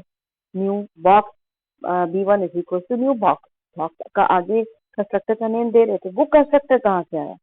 ठीक है, तो बेसिकली अगर आप कंस्ट्रक्टर नहीं बनाते अपनी क्लास के अंदर तो बाय डिफॉल्ट एक डिफॉल्ट कंस्ट्रक्टर मौजूद होता है, ठीक है, जो कि जेवीएम रन करता है और वो कंस्ट्रक्टर जो है उसके अंदर कोई आर्गुमेंट नहीं होते. ठीक है, so if you do not have a constructor in your class, which we did not have, हमने जो भी क्लास बनाई है उसमें कंस्ट्रक्टर था ही नहीं, हमने बनाया ही नहीं. लेकिन अगर आपकी क्लास में कंस्ट्रक्टर आपने नहीं लिखा, आपने उसका कोड नहीं लिखा, तो कंपाइलर क्या चलाता है? Default constructor. और डिफॉल्ट कंस्ट्रक्टर जो है वो एक नो आर्गुमेंट कंस्ट्रक्टर है जिसमें कोई भी आर्गुमेंट जो है वो नहीं दिए जाते. नाउ डिफॉल्ट कंस्ट्रक्टर जो है वो डिफॉल्ट वैल्यू से इनिशियलाइज करता है. वो वैल्यूज क्या है? फॉर एग्जाम्पल जितने भी इंटीजर टाइप के वेरिएबल है लाइक शॉर्ट, बाइट, इंट, ठीक है, उनमें सब में जो है वैल्यू 0 आ जाएगी. डबल फ्लोट जो है उनके अंदर वैल्यू 0.0 आ जाती है. बूलियन के अंदर बाय डिफॉल्ट फॉल्स आ जाता है. कैरेक्टर के अंदर बाय डिफॉल्ट जो है वो स्पेस आ जाती है. ठीक है, और अगर कोई ऑब्जेक्ट रेफरेंस है यानी कोई ऑब्जेक्ट है जो इनिशियलाइज हुआ है कंस्ट्रक्टर के थ्रू तो वो नल हो जाता है. ये पॉइंट तो हम बहुत बाद में करेंगे कि हम ऑब्जेक्ट को एज अ इंस्टेंट मेंबर या डेटा मेंबर कैसे यूज कर सकते हैं. फिलहाल तो हमारे पास ये नॉर्मल वेरिएबल ही रहेंगे जिन पे हम काम करेंगे. नाउ अब कंस्ट्रक्टर लिखने का तरीका, जैसे कि कंस्ट्रक्टर जो है बनाया कैसे जा सकता है. नंबर वन, अगेन कंस्ट्रक्टर के साथ भी एक एक्सेस मॉडिफायर आ जाता है, लेकिन एक्सेस मॉडिफायर अभी हमने डिस्कस नहीं किए हैं, ये फ्यूचर टॉपिक है. तो फिलहाल के लिए सिंटैक्स का वैसे हिस्सा है, अगेन ये ऑप्शनल है, फिलहाल आप एक्सेस मॉडिफायर नहीं दोगे. तो कंस्ट्रक्टर कैसे बनता है? नंबर वन, कंस्ट्रक्टर का नाम वही होता है जो क्लास का नाम है. तो अगर क्लास का नाम भी कैपिटल से स्टार्ट होता है तो कंस्ट्रक्टर का नाम भी कैपिटल से ही स्टार्ट होता है. देन उसके बाद ब्रैकेट आते हैं और उसके बीच में पैरामीटर लिस्ट आ सकती है. अगर पैरामीटर्स नहीं है तो पैरामीटर नहीं आते, लेकिन अगर आप पैरामीटर्स देते हो, ठीक है, तो पैरामीटर लिस्ट यहाँ पे दे सकते हो, एक से ज्यादा वेरिएबल्स यहाँ पे डिफाइन कर सकते हो. उसके बाद हर मेथड की तरह कंस्ट्रक्टर की स्टार्टिंग और एंडिंग बेसिस होते हैं, और उसके बाद जैसे मेथड बॉडी होती है उसी तरीके से कंस्ट्रक्टर बॉडी भी होती है. ओके, नाउ अगेन ये सारी बातें जो अभी हमने स्लाइड पे डिस्कस की एग्जाम्पल के अंदर, एग्जाम्पल के थ्रू जो है वो डिस्कस करते हैं. Okay, now let's see an example. Firstly an example without constructor. ठीक है, ताकि हमें समझ में आ सके कंस्ट्रक्टर की जरूरत थी क्या या प्रोग्रामिंग के अंदर वो क्यों शामिल किया गया. अगेन कंस्ट्रक्टर एक मेथड ही है, लेकिन अगर कंस्ट्रक्टर्स नहीं होते तो हम इस कंस्ट्रक्टर वाला काम किस तरीके से कर रहे होते. अगेन सेम क्लास बॉक्स है जिसके अंदर डबल विड्थ, हाइट और डेप्थ हमारे वेरिएबल्स मौजूद है. अगेन हमारा डबल वॉल्यूम मेथड जो हमने ऐड किया था वो एज इट इज एग्जिस्ट करता है. But we have created one more method which is setDim, stands for set dimension. ठीक है, क्योंकि मेथड्स लिखना हमें ज़्यादा आसान लगते हैं, हमें हमें ऑलरेडी उनको पता है, हमने उन पे काम किया हुआ है, तो हम मेथड से ही स्टार्ट कर रहे हैं. मेथड का नाम है setDim. ठीक है, मेथड की रिटर्न टाइप है वॉइस, मीन्स मेथड कुछ भी रिटर्न नहीं करेगा, लेकिन वो 3 आर्गुमेंट्स लेगा. Number 1 is double W, number 2 is double H, number 3 is double D. यानी डबल डेटा टाइप के 3 वेरिएबल्स हमने दिए हैं, डब्ल्यू, एच एंड डी. तो हमने पहले भी डिस्कस किया था कि यहाँ पे हम ऐसे नहीं कर सकते. ठीक है, जैसे हम बाहर वेरिएबल डिक्लेयर कर रहे होते थे कॉमा के साथ, no, you can not do this in methods. Methods में ऐसे नहीं होता. मेथड में हर पैरामीटर को कॉमा के साथ, डेटा टाइप के साथ स्पेसिफिकली अलग स्पेसिफाई करना पड़ता है. लाइक पहला डबल डब्ल्यू, कॉमा दूसरा आर्ग्यूमेंट डबल एच, कॉमा तीसरा आर्ग्यूमेंट डबल डी. तीनों अलग अलग आते हैं. देन हमने सिंपल किया ही है कि width is equal to w, height is equal to h, depth is equal to d. यानी इस मेथड को हमने ये कहा है कि इन इंस्टेंस वेरिएबल को एक्सेस करो. ठीक है, और तुम्हें ये जो 3 वैल्यूज मिल रही है ना, एक वैल्यू तुम्हें w में मिलेगी, एक वैल्यू तुम्हें h में मिलेगी, एक वैल्यू तो हमें डी में मिलेगी। ये वैल्यू कब मिलेगी? जब इस मेथड को हम कॉल करेंगे। ठीक है, तो जब हम इस मेथड को कॉल करेंगे तो W को जो वैल्यू मिलेगी, जो वैल्यू H को मिलेगी, जो वैल्यू D को मिलेगी, उन वैल्यूज को W की वैल्यू X में कॉपी कर दो, H की वैल्यू हाइट में कॉपी कर दो और D की वैल्यू जो है वो डेप्थ में कॉपी कर दो। यानी इस मेथड का और कोई काम नहीं है। हम इसको जो भी पैरामीटर पास करेंगे उन पैरामीटर्स को इसमें इस वेरिएबल के अंदर कॉपी करना है। That's all. मेथड का इतना सा काम है। यहाँ मेथड का कोड खत्म हो गया और यहाँ हमारा क्लास का कोड जो है वो एंड हो गया। अगेन तो बॉक्स डेमो ही कर देते हैं। अगेन बॉक्स डेमो के अंदर अब हमने क्या किया, दो बॉक्सेस क्रिएट किए। ठीक है, एक वॉल्यूम का वही एग्जिस्ट करता है। नाउ बजाय एक एक वेरिएबल को एक्सेस करके उसको वैल्यू देने के हमने मेथड कॉल कर दिया। पहले हमने मेथड कॉल किया है myBox1 डॉट सेट। ठीक है, यानी myBox1 का सेट डायमेंशन मेथड जो है वो कॉल करो। उसको पहली वैल्यू दो 10, दूसरी वैल्यू दो 20 और तीसरी वैल्यू दो 15। यानी जब इस स्टेप पर जेवीएम इस मेथड को कॉल करेगा, ठीक है, यानी ये जब ये मैथड चलेगा तो W की वैल्यू हो जाएगी 10, H की वैल्यू हो जाएगी 20 और D की वैल्यू हो जाएगी 15। और क्या करेगा कि myBox1 की विड्थ जो है वो myBox1 की विड्थ जो है वो 10 कर देगा, myBox2 की हाइट जो है वो 20 कर देगा और myBox1 की जो डेप्थ है वो 15 कर देगा। अगेन ये सेम काम हमने myBox2 के लिए भी किया। myBox2 के लिए भी setDim मेथड को कॉल किया और उसको वैल्यूज दे दी 3, 6 और 9। मैंने आपको कहा था कि हम जैसे जैसे कोड ऐड करते जाएंगे हमारा मेन की लाइन कम होती जाएंगी। हमने पिछले एग्जाम्पल में इन 3 वेरिएबल्स को सेट करने के लिए 3 लाइन लिखी थी, इन 3 वेरिएबल्स को सेट करने के लिए 3 लाइन लिखी थी। लेकिन अब हमने क्या किया है, सेट डायमेंशन का मेथड एक ही दफा बना दिया यहाँ पे। ठीक है, कि वो विड्थ और हाइट और डेप्थ की वैल्यू जो है वो पैरामीटर्स के थ्रू उसमें कॉपी कर दे। इन पैरामीटर्स को हमने ये आर्गुमेंट पास करवा दिए। ठीक है, 3 आर्गुमेंट, और ये 3 आर्गुमेंट जो जाएंगे वो तीनों आर्गुमेंट विड्थ में और हाइट में और डेप्थ में जाकर सेव हो जाएंगे।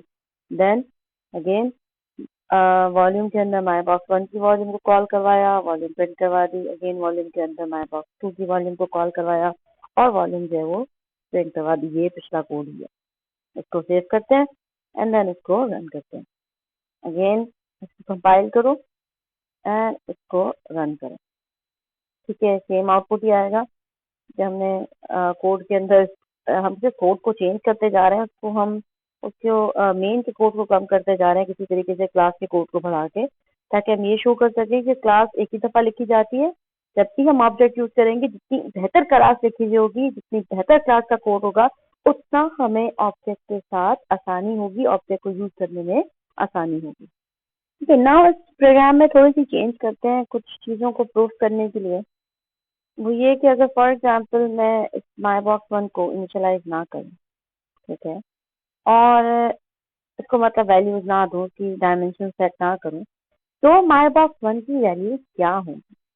ठीक है, तो ये हमें पता कैसे लगेगा, हम इसका वॉल्यूम कैलकुलेट करेंगे। तो वॉल्यूम कैलकुलेट करने से हमें पता लग जाएगा कि विड्थ की, हाइट की और डेप्थ की वैल्यू क्या है अगर हम myBox1 को वैल्यूज ना दें। तो चेक करते हैं, कंपाइल करते हैं, रन करते हैं। ओके, तो वॉल्यूम की वैल्यू हमारे पास आई है 0.0। इट मीन 0.0 से उसी वक्त आ सकती है जब ये सारे तीनों की तीनों वैल्यूज जो हैं वो हमारे पास ऑब्वियसली 0 होंगी। तो सिर्फ समझाना ये था यहाँ पर कि जब आप ये लाइन करते हो myBox1 is equal to new box, तो ये है डिफॉल्ट कंस्ट्रक्टर। ठीक है, हमने क्योंकि अभी अपने क्लास के अंदर कहीं कंस्ट्रक्टर नहीं बनाया। ठीक है, तो ये डिफॉल्ट कंस्ट्रक्टर जब चलता है, डिफॉल्ट कंस्ट्रक्टर में कोई पैरामीटर्स नहीं होते, जब डिफॉल्ट कंस्ट्रक्टर चलता है तो बाय डिफॉल्ट वो वैल्यूज क्या दे देता है, 0, 0 एंड 0। इसलिए हमें वॉल्यूम की वैल्यू भी जो है वो मिल रही है 0, 0, 0। हाँ, अगर हमने अपने इस मेथड के थ्रू वैल्यू चेंज कर दी तो वैल्यू चेंज हो जाती है। अदरवाइज विड्थ की, हाइट की और डेप्थ की इनिशियल वैल्यू क्या बन जाती है, 0, 0 एंड 0। अब हम अपने प्रोग्राम के अंदर अगेन थोड़ी चेंज करते हैं। अपना पहला कंस्ट्रक्टर जो है वो क्रिएट करते हैं। ठीक है, अब कंस्ट्रक्टर क्रिएट करने के लिए, ठीक है, this is the constructor for box, हमने कमेंट तो डाल दिया है। कंस्ट्रक्टर क्रिएट करने के पहला स्टेप क्या होगा कि आप कंस्ट्रक्टर का नाम लिखोगे। कंस्ट्रक्टर की पहली बात तो रिटर्न टाइप कोई आईडी है, ठीक है, क्योंकि रिटर्न टाइप होती ही नहीं है। उसके बाद बात आई कंस्ट्रक्टर के नाम की। कंस्ट्रक्टर का नाम वही होगा जो क्लास का नाम है। क्लास का नाम कैपिटल BOX है, ठीक है, कैपिटल B है, उसके बाद OX है। सेम नाम एज इट इज आप कंस्ट्रक्टर में जो है वो लिख दोगे। उसके बाद कंस्ट्रक्टर के ब्रैकेट्स आते हैं, जस्ट लाइक मेथड कंस्ट्रक्टर में भी ब्रैकेट्स आते हैं। उन ब्रैकेट के अंदर आप पैरामीटर्स दे सकते हो, लेकिन फिलहाल जो हम कंस्ट्रक्टर क्रिएट कर रहे हैं उसके अंदर पैरामीटर्स नहीं है, तो ये विदाउट पैरामीटर है। फिर हमने कंस्ट्रक्टर में एक लाइन प्रिंट करवा दी है, क्योंकि अभी हमारा कंस्ट्रक्टर है, हमारी मर्जी है हम इस पर कोई भी कोड लिखें। हमने इसमें एक लाइन प्रिंट करवा दी है कंस्ट्रक्टिंग बॉक्स, ताकि हमें पता लगे कि ये कंस्ट्रक्टर कब चल रहा है। ठीक है, उसके बाद विड्थ, हाइट और डेप्थ को हमने तीनों वैल्यूज बजाय 0 0 देने पे 10 10 और 10 दे दी। ठीक है, अगेन हमारा वॉल्यूम वाला मेथड वैसे ही है, इसको मैंने एक लाइन पे कर दिया है, लेकिन अगेन अगर आप चाहो तो इसको 2 लाइन में रख सकते हो, लेकिन जस्ट टू शो के ये 1 लाइन में मेथड आ सकता था, क्योंकि सिर्फ रिटर्न विड्थ, हाइट और डेप्थ ही मल्टीप्लाई होकर रिटर्न हो रही है। सो अब हमने अगेन 2 न्यू बॉक्स क्रिएट किए। ठीक है, एक वॉल्यूम लिया और वो सेट डायमेंशन वाला मेथड की बीच में निकाल दिया, और हमने वैल्यूज भी चेंज नहीं किए, तो बस हमने 2 बॉक्स क्रिएट किए हैं, वॉल्यूम क्रिएट किया है, और वॉल्यूम के अंदर बॉक्स 1 का वॉल्यूम और बॉक्स 2 का वॉल्यूम प्रिंट करवाया। इसका आउटपुट चेक करते हैं। इसको फिर अगेन पहले कंपाइल करो एंड देन रन करो। तो पहले 2 लाइन चलेंगे। ठीक है, यानी जैसे ही अब इसका फ्लो देखो, इससे पहले का है कंस्ट्रक्टिंग बॉक्स, फिर दोबारा का है कंस्ट्रक्टिंग बॉक्स, फिर का है वॉल्यूम इज 1000 और फिर का है वॉल्यूम इज 1000। नाउ हुआ क्या, सबसे पहले ये लाइन चली। ठीक है, माय बॉक्स जब क्योंकि मेन चलता है, ऑब्वियसली हमारा सारा कोड मेन में ही चल रहा है, ये लाइन चली। ये लाइन जैसी चली, इसमें क्या चला, कंस्ट्रक्टर चला। ठीक है, कंस्ट्रक्टर का कोड क्योंकि हमने लिखा है, उसके अंदर लिखा हुआ है कंस्ट्रक्टिंग बॉक्स, तो कंस्ट्रक्टिंग बॉक्स का मैसेज जो है वो प्रिंट हो गया। ये message as it is print हुआ, और उसके बाद विड्थ, हाइट और डेप्थ की वैल्यू क्या सेट हो गई, 10 10 10। तो माय बॉक्स 1 की वैल्यू क्या हो गई, 10 10 10। माय बॉक्स 2 के लिए भी इसने सेम काम किया, कंस्ट्रक्टर चला, कंस्ट्रक्टिंग बॉक्स लिखा हुआ है, और माय बॉक्स 2 की भी वैल्यूज हो गई 10 10 10। लेकिन ये 10 10 10 वैल्यू जो सेट की है वो हमें स्क्रीन पर नजर नहीं आया, हमें स्क्रीन पे सिर्फ क्या नजर आया, कंस्ट्रक्टिंग बॉक्स, सिर्फ ये हेडिंग नजर आई। उसके बाद हमने इस मेथड को कॉल किया, वॉल्यूम को, जिसने वॉल्यूम कैलकुलेट किया 10 मल्टीप्लाई बाय 10 मल्टीप्लाई बाय 10,000, और फिर हमने सिस्टम डॉट आउटपुट लाइन के थ्रू वो 1000 स्क्रीन पे जो है वो प्रिंट करवा दिया। 2 दफा कंस्ट्रक्टर जो है वो कॉल हुआ, लेकिन इस दफा जो कंस्ट्रक्टर कॉल हुआ वो डिफॉल्ट कंस्ट्रक्टर नहीं था, वो हमारा बनाया हुआ कंस्ट्रक्टर था, नॉन पैरामीटराइज कंस्ट्रक्टर, जिसका कोई पैरामीटर नहीं थे, और वो वैल्यूज क्या दे रहा था, 10 10 और 10। लेकिन अगेन प्रॉब्लम क्या आ रही है, माय बॉक्स 1 भी 10 10 10, माय बॉक्स 2 भी 10 10 10, ऐसा नहीं होता। हम चाहते हैं माय बॉक्स 1 की वैल्यूज अलग हो और माय बॉक्स 2 की वैल्यूज जो है वो अलग हो, हम अपनी मर्जी से वैल्यूज दे सकें। ये क्या कि हर दफा 10 10 10। Okay, so now we have changed the code, double width, height और depth तो as it is exist करते हैं, but we have created a new constructor. Now this constructor is a parameterized constructor जिसमें पैरामीटर हैं। ठीक है, हमने वही जो कोड हमने मेथड बनाया था सेट डिम वाला, ठीक है, सेट डायमेंशन वाला जो मेथड था, हमने उसी मेथड को का कोड या उसी मेथड का कॉन्सेप्ट इस्तेमाल करते हुए कंस्ट्रक्टर क्रिएट किया। द पॉइंट इज कि उस तरह का मेथड बनाने की हमें जरूरत नहीं होती, क्योंकि हमें जावा या हर ऑब्जेक्ट ओरिएंटेड प्रोग्रामिंग एक ऑप्शन दे देती है कंस्ट्रक्टर्स का। हमें पता है कि एक मस्ट चीज है कि जब हमारा ऑब्जेक्ट क्रिएट होगा तो उसको हम वैल्यूज देना चाहेंगे, हम उसको वैल्यूज से इनिशियलाइज करना चाहेंगे, which is must part of object. जब तक ऑब्जेक्ट को वैल्यूज नहीं दोगे ऑब्जेक्ट क्रिएट ही नहीं हो पाएगा। तो जब ऑब्जेक्ट को वैल्यूज देना एक मस्ट पार्ट है, तो इसलिए कंस्ट्रक्टर भी क्लास का मस्ट पार्ट बन जाता है, मस्ट पार्ट रह जाता है। आप नहीं बनाते तो बाय डिफॉल्ट वो 0 0 दे देता है, लेकिन अगर आप बना देते हो या उसका कोड लिख देते हो तो उसका कोड आम मेथड के मुकाबले में लिखना आसान है और उसका कोड ऑटोमेटिकली चल जाता है। उसको हमें स्पेशली कॉल नहीं करना पड़ता। देखते हैं किस तरीके से। नाउ कंस्ट्रक्टर का नाम वही है जो क्लास का नाम है, कंस्ट्रक्टर की रिटर्न टाइप नहीं लिखते, कुछ नहीं आता उसकी जगह। ठीक है, सबसे पहले हमने लिख दिया बॉक्स, ये कंस्ट्रक्टर का नाम हो गया। उसके बाद पहला पैरामीटर, पैरामीटर देने का तरीका बिल्कुल वही है जो मैथड में पैरामीटर देने का तरीका है, double W comma double H comma double D. Means ये कंस्ट्रक्टर 3 तरह की वैल्यूज ले, ठीक है, जो हमें विड्थ में डालनी है, हाइट में डालनी है और डेप्थ में डालनी है। तो कंस्ट्रक्टर्स बनाने इसलिए आसान होते हैं क्योंकि हमें पता होता है कि जितने इंस्टेंस वेरिएबल हैं हमें यहाँ पे उतने ही पैरामीटर्स चाहिए होंगे। तो अगर हमारे पास 3 इंस्टेंस वेरिएबल है तो हमें यहाँ पर 3 पैरामीटर्स ही चाहिए होंगे। तो पहला पैरामीटर w उसकी वैल्यू हमने विड्थ में डाल दी, दूसरा पैरामीटर h उसकी वैल्यू हमने हाइट में डाल दी और तीसरा पैरामीटर d जिसकी वैल्यू जो भी आएगी वो हमने डेप्थ में डाल दी। देन वॉल्यूम का method as it is just करता है। ठीक है ना। अब देखते हैं कि हमारा कोड कैसे कम हुआ, हमारा मेन का कोड, हमारा मेन प्रोग्राम का कोड कैसे कम हुआ। ठीक है, तो अगेन मैं बार बार रिपीट कर रही हूँ, क्लास सिर्फ एक दफा बनती है and then we just reuse it again and again. ठीक है, इसको हम बार बार इस्तेमाल करते हैं और उसको इस्तेमाल करने का कोड जितना कम हो उतनी ही क्लास बेहतरीन कहलाती है। ठीक है, तो माई बॉक्स 1 न्यू बॉक्स, लेकिन इस दफा बॉक्स से आगे हमने ये तीनों वैल्यूज यहीं पे दे दी, 10, 20, 50। मीन्स के बॉक्स की विड्थ की वैल्यू जो है वो 10 हो, हाइट की वैल्यू जो है वो 20 हो और डेप्थ की वैल्यू जो है वो 15 हो। So this is how we call a parameterised constructor. Same तरीका है, पहले हम यहाँ खाली बॉक्स लिख रहे थे, लेकिन क्योंकि अब हमने एक ऐसा कंस्ट्रक्टर बना दिया जिसको हम 3 वैल्यूज दे सकते हैं तो उसकी तीनों वैल्यूज हम यहीं पे लिख देंगे। इसी तरह सेकंड बॉक्स 3, 6 और 9 की वैल्यूज हमने यहीं पे लिखी। देन वॉल्यूम क्रिएट किया, दोनों वॉल्यूम कैलकुलेट किए और ऑन वॉल्यूम का सिर्फ रिजल्ट पे प्रिंट कराया। Again I think this is again disappointing for you कि आपको सेम ही आएगा।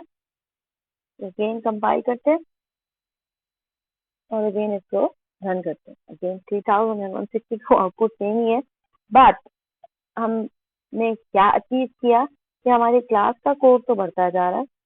ठीक है, हमने सिर्फ 3 वेरिएबल से स्टार्ट किया था, उसमें कंस्ट्रक्टर भी आ गया और इससे एक मेथड भी आ गया, लेकिन हमारे मेन का कोड जो है वो कंपैरेटिवली कम हो गया। कहाँ हमें 3 लाइन लिखनी पड़ रही थी तीनों वेरिएबल्स को इनिशियलाइज करने के लिए, या हमें अलग लाइन पे सेट डायमेंशन का मेथड कॉल करना पड़ रहा था, 2 लाइनें एक्स्ट्रा लिखनी पड़ रही थी। वो सब कुछ खत्म होकर हमने एक ही लाइन में फर्स्ट स्टेप में ही अपना ऑब्जेक्ट क्रिएट भी किया और उसको 3 डिफरेंट वैल्यू से इनिशियलाइज भी कर लिया। एंड देन हमने बस उसको वॉल्यूम को प्रिंट करवाने के लिए वॉल्यूम को इवन आप चाहो, ठीक है, तो अगर आपको ये वॉल्यूम रिक्वायर्ड नहीं है, ठीक है, तो ये लाइन भी आप स्किप करके यहाँ पे लेकर आ सकते हो। ठीक है, ठीक है, तो कोड जो है वो और भी कम हो सकता है, यानी आपने अपने पूरा मेन का कोड बजाय मल्टीपल लाइन में सिर्फ 4 लाइन के अंदर मेन का कोड जो है वो खत्म कर दिया। तो that is the main goal. आपका गोल ही यही है ऑब्जेक्ट ओरिएंटेड प्रोग्रामिंग का, कि क्लास इस तरीके से बनाई जाए कि जब क्लास का ऑब्जेक्ट इस्तेमाल हो तो वो ऑब्जेक्ट कम से कम कोड इस्तेमाल करे, उसमें आपको कोड ना लिखना पड़े, वो कोड सारा क्लास से पहले से ही लिखा हुआ, आप सिर्फ उसके मेथड इस्तेमाल करो और वो मेथड्स आपके लिए वो काम करते रहे जो आप करवाना चाह रहे हो। यही चीज हमने किसमें अचीव की, स्केलर क्लास के अंदर। ठीक है, इसी चीज को हमने किसमें देखा, रैंडम क्लास के अंदर, और इसी चीज को हमने किसमें देखा, मैथ क्लास के अंदर।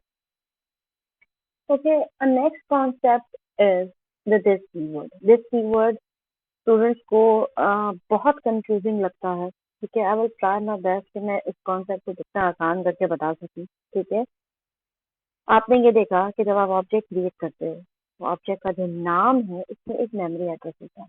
वो मेमोरी एड्रेस किसका होता है, उस ऑब्जेक्ट का होता है। ठीक है, तो जितने ऑब्जेक्ट हम क्रिएट करते हैं, for example object 1, object 2, object 3।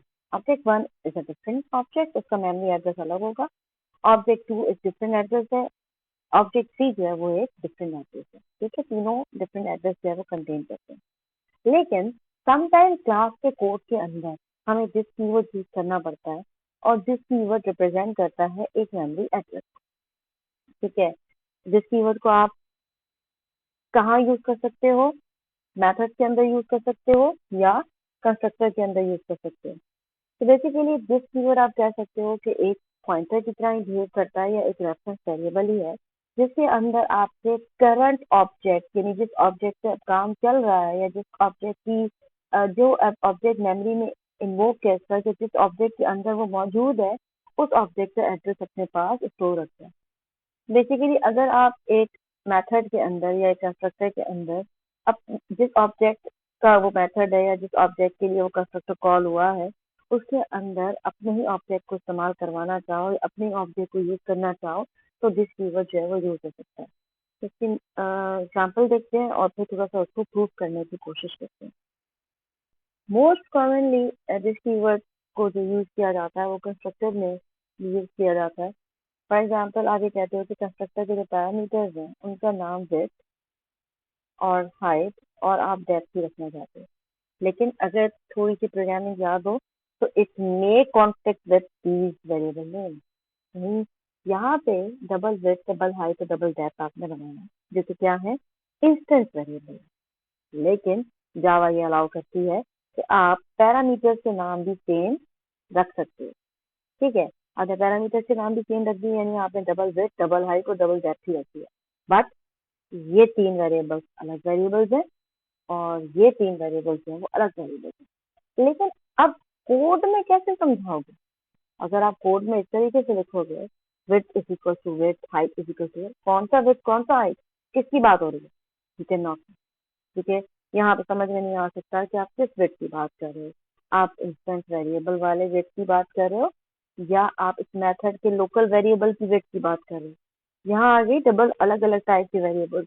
ये वेरिएबल इंस्टेंस वेरिएबल है, ठीक है, जो कि क्लास के वेरिएबल है, और ये वेरिएबल जो है वो लोकल वेरिएबल जो कि इस कंस्ट्रक्टर के अंदर ही पहचाने जाएंगे, सिर्फ वही विजिबल है। ठीक है, यानी जब तक इस कंस्ट्रक्टर का कोड चलेगा ये तीन वेरिएबल्स पहचाने जाएंगे, उसके बाद ये वेरिएबल नहीं, उसके बाद उनकी एग्जिस्टेंस ही नहीं होगी। तो ये दोनों वेरिएबल्स अलग अलग हैं, लेकिन कोड में कैसे स्पेसिफाई करोगे तो कौन सा वेरिएबल कौन सा है? इसके लिए जावा एक अप्रोच देती है दिस की। यानी अगर आपने ये लिख दिया दिस डॉट दिस, अब ये दिस क्या है, इस दिस के पास किसी भी ऑब्जेक्ट का एड्रेस है। अब वो ऑब्जेक्ट कौन सा है, वो वाला ऑब्जेक्ट जिसकी इस वक्त करंटली बात हो रही है या जिस वक्त इस वक्त जो ऑब्जेक्ट एक्टिवेटेड मेमोरी में उसका एड्रेस जिसके पास मौजूद है।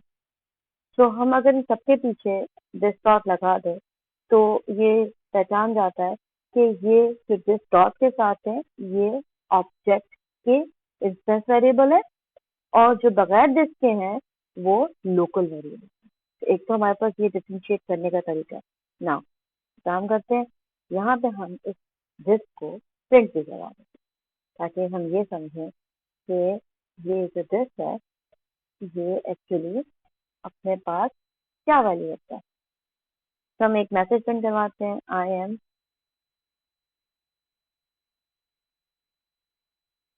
ठीक है, एंड देन प्लस के साथ दिस जो है वो हम प्रिंट करवा देते हैं। अच्छा, अगेन बात अभी खत्म नहीं हुई हमारी ना। जब आप ये कंस्ट्रक्टर कॉल करोगे, अब ये कंस्ट्रक्टर किसके लिए कॉल कर रहे हो, माई बॉक्स 1 के लिए, ठीक है, और वैल्यू आपने क्या दिया 10, 20 और 50। इस स्पेसिफिक लाइन पे ये कंस्ट्रक्टर चलेगा। ठीक है, इस वक्त जिसके अंदर किसका एड्रेस होगा, माई बॉक्स 1 का। ठीक है, जब आप ये वाला कॉल करोगे, ये वाला क्रिएट करोगे माई बॉक्स 2 डॉट न्यू बॉक्स, ये वाला कंस्ट्रक्टर किसके लिए कॉल हो रहा है, माई बॉक्स 2 के लिए। इस वक्त जब ये कंस्ट्रक्टर चलेगा तो जिसमें किसका एड्रेस होगा, माई बॉक्स 2 का। अब इसको प्रूव करते हैं, क्यों, क्योंकि हमने कंस्ट्रक्टर में ही जिसकी वैल्यू जो है वो प्रिंट भी कराई। इसको मेन कंपाइल करते हैं और रन करते हैं। तो सबसे पहले कंस्ट्रक्टर चल रहा है I am box and then it's address. Second constructor चल रहा है I am box and then address. तो हमने आई एम से प्रिंट करवाया था, ये प्रिंट करवाना भूल गए, ठीक है, लेकिन ये दिस प्रिंट करवाया था तो ये एक मेमोरी एड्रेस दे रहा है जो किसका था, माई बॉक्स 1 का। फिर हमने दोबारा माई बॉक्स 2 जब क्रिएट किया तो दिस की वैल्यू क्या हो गई, चेंज हो गई। तो दिस को क्लास के अंदर दिस को क्लास के अंदर यूज किया जाता है जब जब आपको जरूरत होती है कि क्लास जो है वो अपने ही ऑब्जेक्ट को चेंज कर सके, अपने ही ऑब्जेक्ट के किसी मेथड को कॉल कर सके, अपने ही ऑब्जेक्ट के किसी वेरिएबल को एक्सेस कर सके। तो यहाँ पे दिस डॉट विथ का मतलब है इस ऑब्जेक्ट का इंस्टेंस वेरिएबल, और खाली विथ का मतलब क्या है, वो लोकल वेरिएबल जहाँ हमने जिसका हमने नाम सेम रख दिया। तो जावा ये अलाउ करती है कि आप लोकल वेरिएबल और इंस्टेंस वेरिएबल के नाम सेम रख सको, पर उनको डिफरेंशिएट कैसे कर पाती है, by using this pointer this variable या दिस वेरिएबल रेफरेंस वेरिएबल बोलो या दिस कीवर्ड बोलो. So basically it's just a variable which can contain a memory address. और memory address किसका होता है? उस ऑब्जेक्ट का जिसके अंदर करंटली JVM काम कर रहा होता है. Okay, now let's discuss one more example. ये एग्जाम्पल जो है वो सिंपल डेट ऑब्जेक्ट की है. इस ऑब्जेक्ट की कैपेबिलिटी ये होगी कि वो अपने पास डे, मंथ और ईयर के तौर पर डेट स्टोर कर सकेगा एंड देन उस डेट के ऊपर कुछ सिंपल फंक्शन जो है वो परफॉर्म कर सकेगा. तो इस ऑब्जेक्ट को क्रिएट करने से पहले हमें उसकी क्लास क्रिएट करनी पड़ेगी सिंपल डेट नाम की. ठीक है, तो सबसे first of all we are creating a class with the name simple date, ताकि हम सिंपल डेट नाम के क्लास जो है उसके ऑब्जेक्ट क्रिएट कर सकें और उनको इस्तेमाल कर सकें. अच्छा, डेट को स्टोर करने के लिए हमें 3 तरह की वैल्यूज रिक्वायर्ड होती हैं, डे, मंथ और ईयर. एंड ऑब्वियसली वो तीनों जो है उनकी डेटा टाइप इंट होगी क्योंकि वो होल नंबर्स होते हैं. Then there is a constructor. Constructor पे हमने एक इनिशियल कुछ वैल्यूज दी हुई हैं. डे की वैल्यू 1, मंथ की वैल्यू 1 और ईयर 1990. नाउ रीजन ये है कि हम डे, मंथ, ईयर को 00 तो कर नहीं सकते, लेकिन जैसे अक्सर आपने वेबसाइट पे भी देखा होगा कि जब आपको डेट ऑफ बर्थ सेलेक्ट करने के लिए कहा जा रहा होता है तो एक इनिशियल वैल्यू उसमें पहले से आ रही होती है जिसमें कोई ईयर आ रहा होता है. तो इन द सेम वे हमने डे, मंथ और ईयर की एक इनिशियल वैल्यू दे दी है, यानी इनिशियल 1 जनवरी 1990 से जो है वो डे इनिशियलाइज हो. Then we have created one method set day. Set day method क्या कर सकता है कि day की वैल्यू जो है वो सेट कर सकता है. अच्छा, अगर हमें डे की वैल्यू सेट करनी है, ठीक है, तो हमें सिर्फ एक ही पैरामीटर चाहिए d. ठीक है, तो हमने यहाँ पे एक ही पैरामीटर लिया है इंटीजर d और इसकी रिटर्न टाइप void है क्योंकि ऐसे फंक्शन जो कि किसी वैल्यू को सेट कर रहे होते हैं यूजली कुछ रिटर्न नहीं करते. लेकिन डे की वैल्यू सेट करने से पहले हमने इसकी चीज चेक की है कि डे की वैल्यू जो है वो 0 से डाउन ना हो सके, यानी हम नेगेटिव नंबर जो है वो ना दे सकें. तो इसलिए छोटी सी कंडीशन लगा दी है कि अगर डे की वैल्यू यानी डी की वैल्यू 0 से नीचे दी है तो कहते हैं कि day can not be set to 0.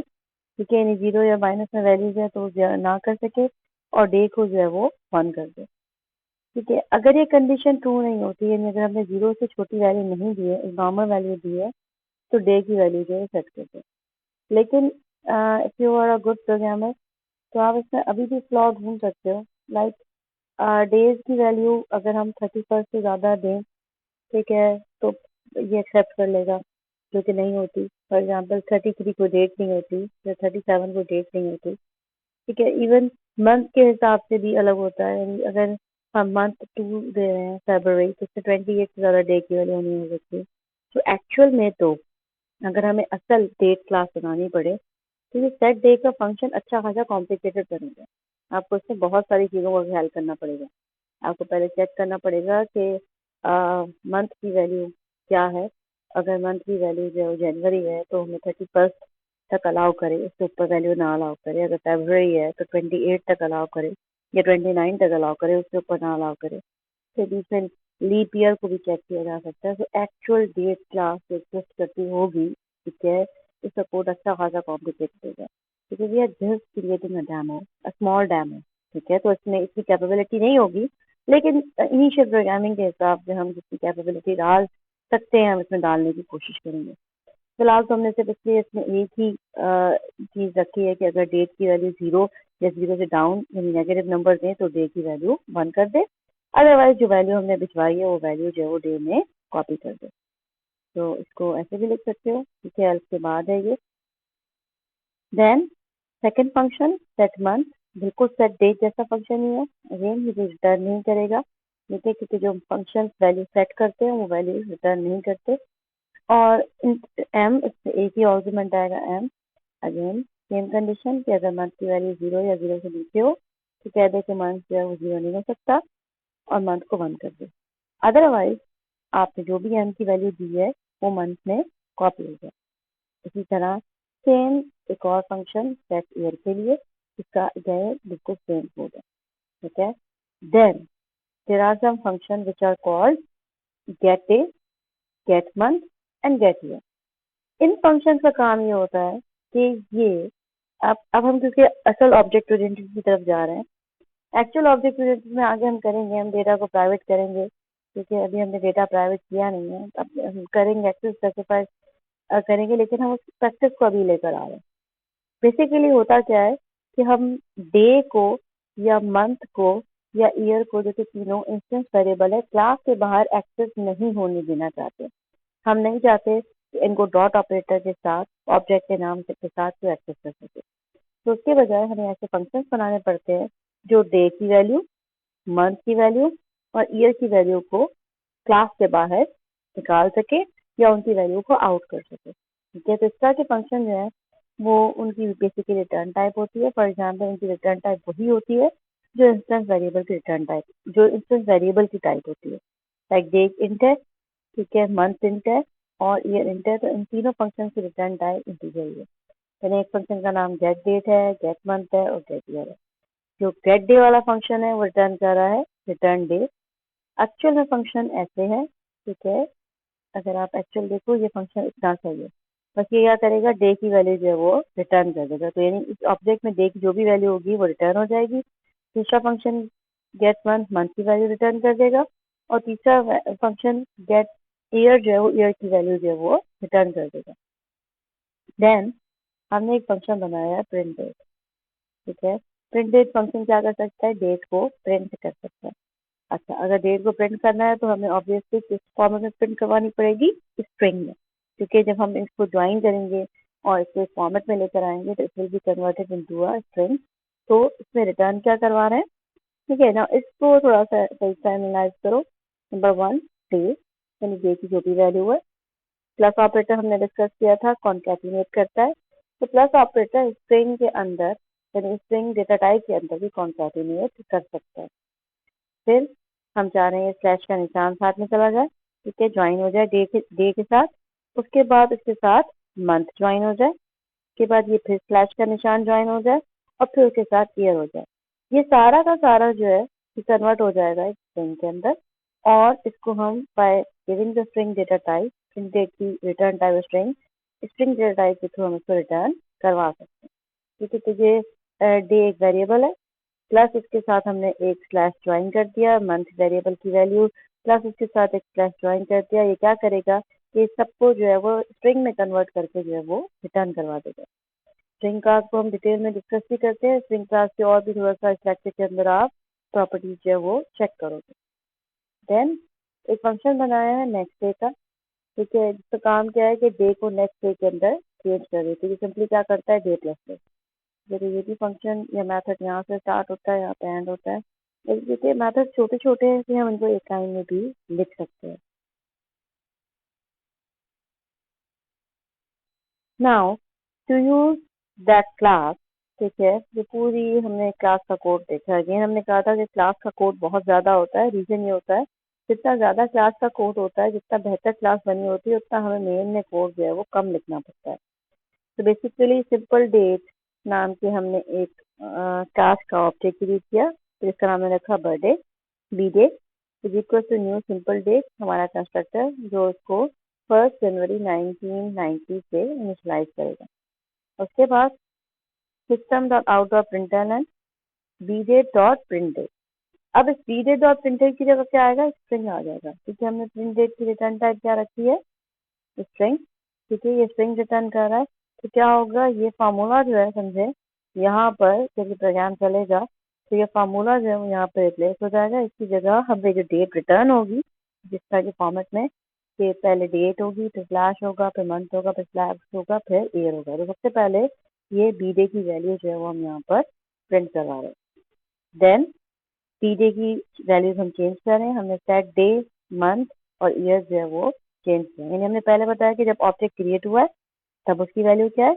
फिर हमने सेट डे, सेट मंथ और सेट ईयर के थ्रू इसको डिफरेंट वैल्यूज दी, 10 दिया, 7 दिया, 1982 दिया। तो उसके बाद हमने दोबारा प्रिंट करवा के देखा कि अब इस बी डे ऑब्जेक्ट की वैल्यू क्या है।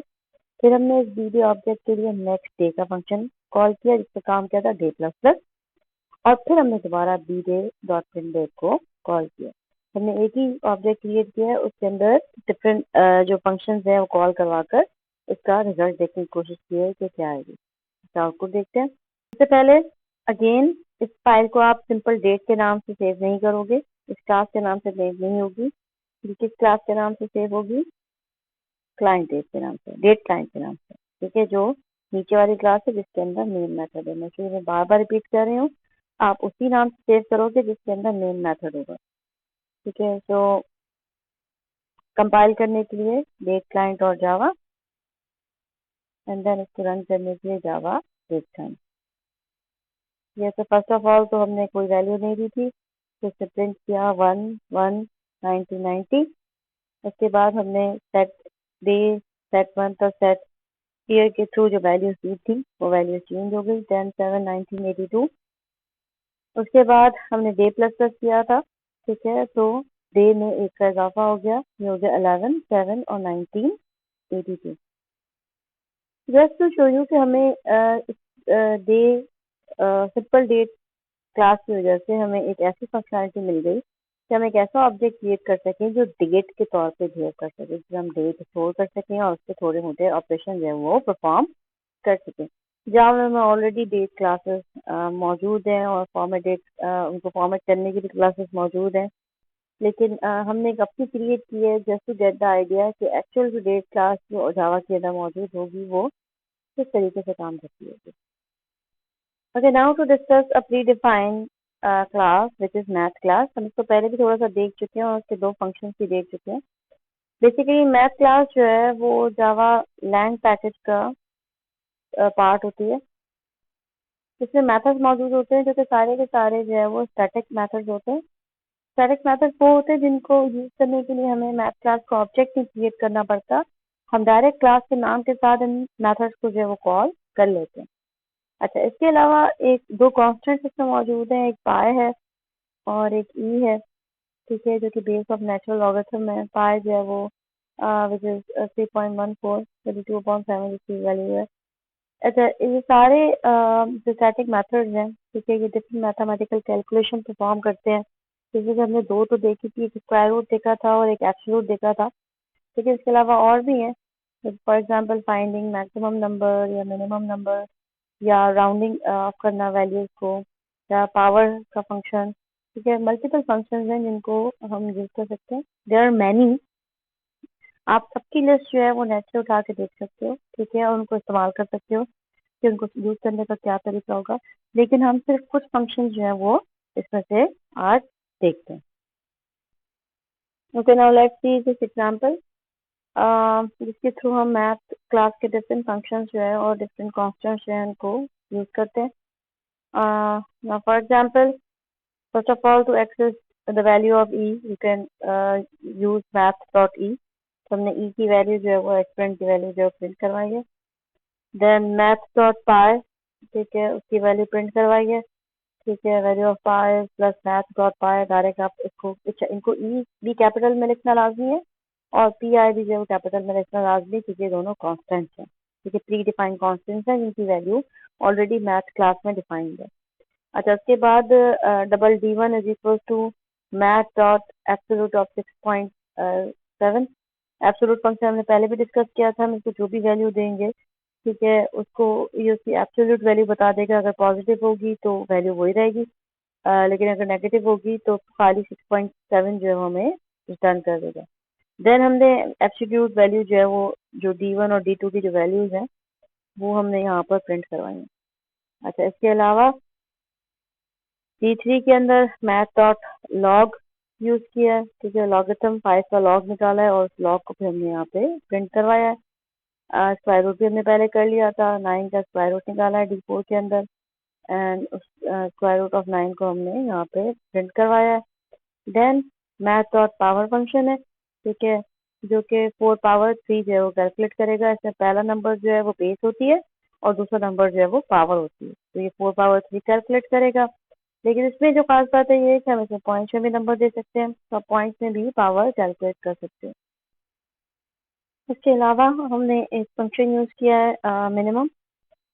मिनिमम ऑफ 34 एंड 55 मीन्स के इन दोनों नंबर में से जो छोटा नंबर है मिनिमम फंक्शन दोनों में से स्मॉलर नंबर सेलेक्ट कर लेगा। इसी के साथ एक मैक्स नंबर है, मैक्स फंक्शन है। मैक्स फंक्शन जो है वो इन दोनों नंबर्स में से मैक्सिमम वैल्यू जो है वो सेलेक्ट कर लेगा। तो इनको भी हम डायरेक्टली इधर भी यूज़ कर सकते हैं, तो ज़रूरी नहीं है कि हम एक वेरिएबल क्रिएट करके हमेशा उसमें वैल्यू डालें। हम डायरेक्ट प्रिंटलन के फंक्शन के अंदर भी फंक्शंस को यूज़ कर सकते हैं। तो मैथ डॉट मिनिमम डायरेक्ट हमने इधर लिख दिया और मैथ डॉट मैक्स भी हमने डायरेक्ट जो है वो प्रिंटलन के अंदर ही लिख दिया। अब इस प्रोग्राम का आउटपुट देखते हैं। तो Java C math constants dot Java file का नाम है। रन करने के लिए जावा मैथ कॉन्स्टेंट,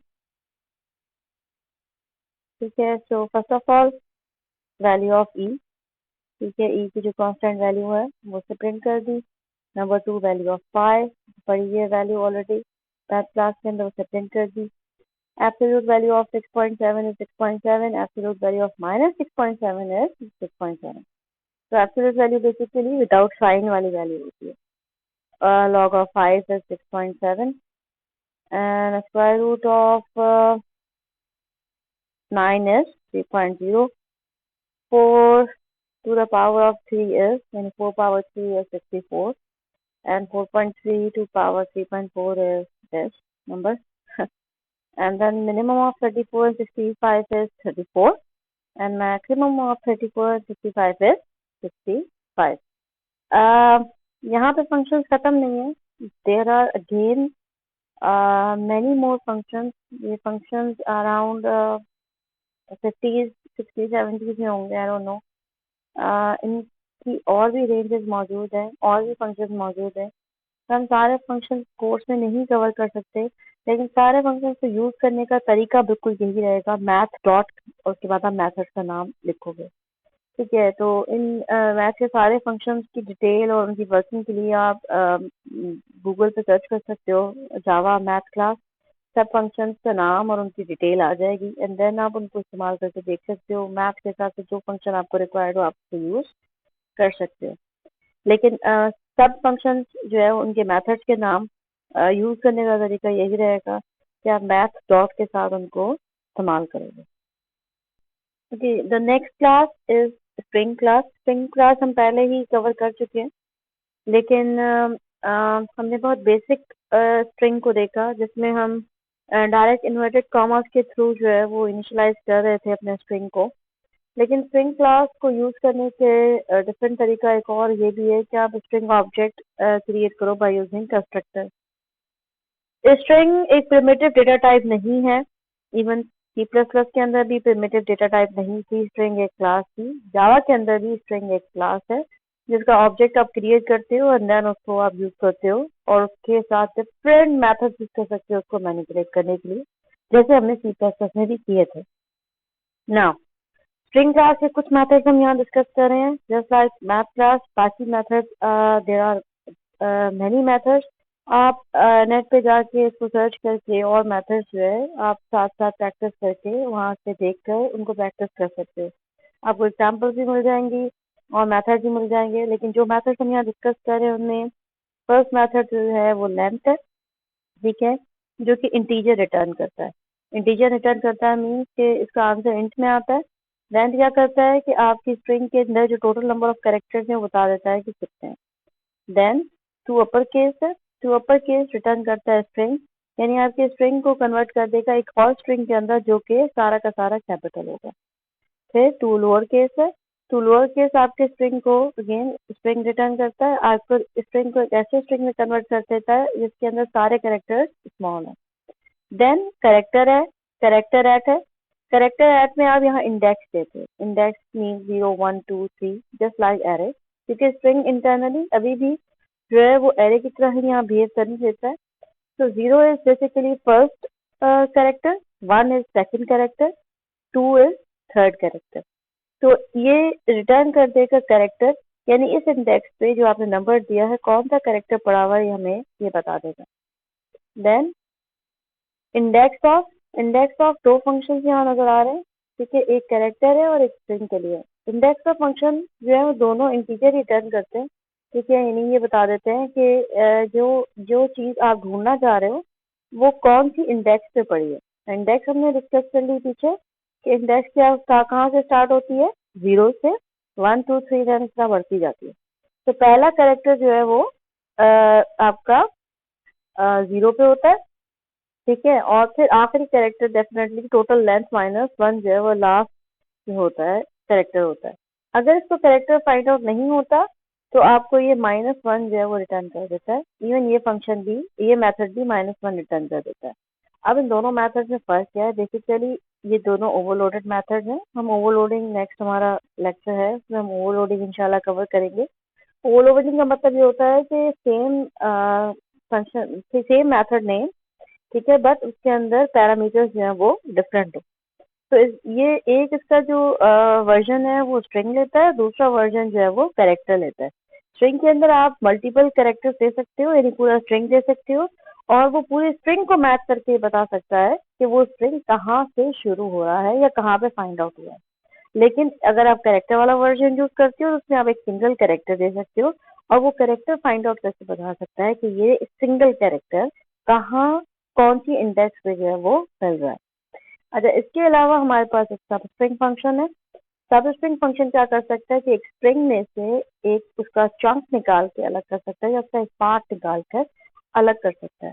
इसमें आपको क्या देनी पड़ती है, उसको आपने स्टार्टिंग एंड इंडेक्स देनी पड़ती है, एंड देन आपको एंडिंग इंडेक्स देनी पड़ती है, ठीक है। यानी उसको आपको बताना पड़ता है कि कैरेक्टर कहाँ से ले स्टार्ट करे और कहाँ तक जो है वो जाकर एंड करे, ठीक है। तो ये दो इंडेक्सेस जो है वो देनी पड़ती हैं, ठीक है। इसके अलावा जो अब हम उसको बता देते हैं कि यहाँ से लेके यहाँ तक सब स्ट्रिंग निकाले, तो वो रिजल्ट करता है एक स्ट्रिंग के अंदर, एक छोटे स्ट्रिंग के अंदर, जिसके अंदर उस स्ट्रिंग का पार्ट निकाल कर हमें एज अ स्ट्रिंग जो है वो रिटर्न कर देता है।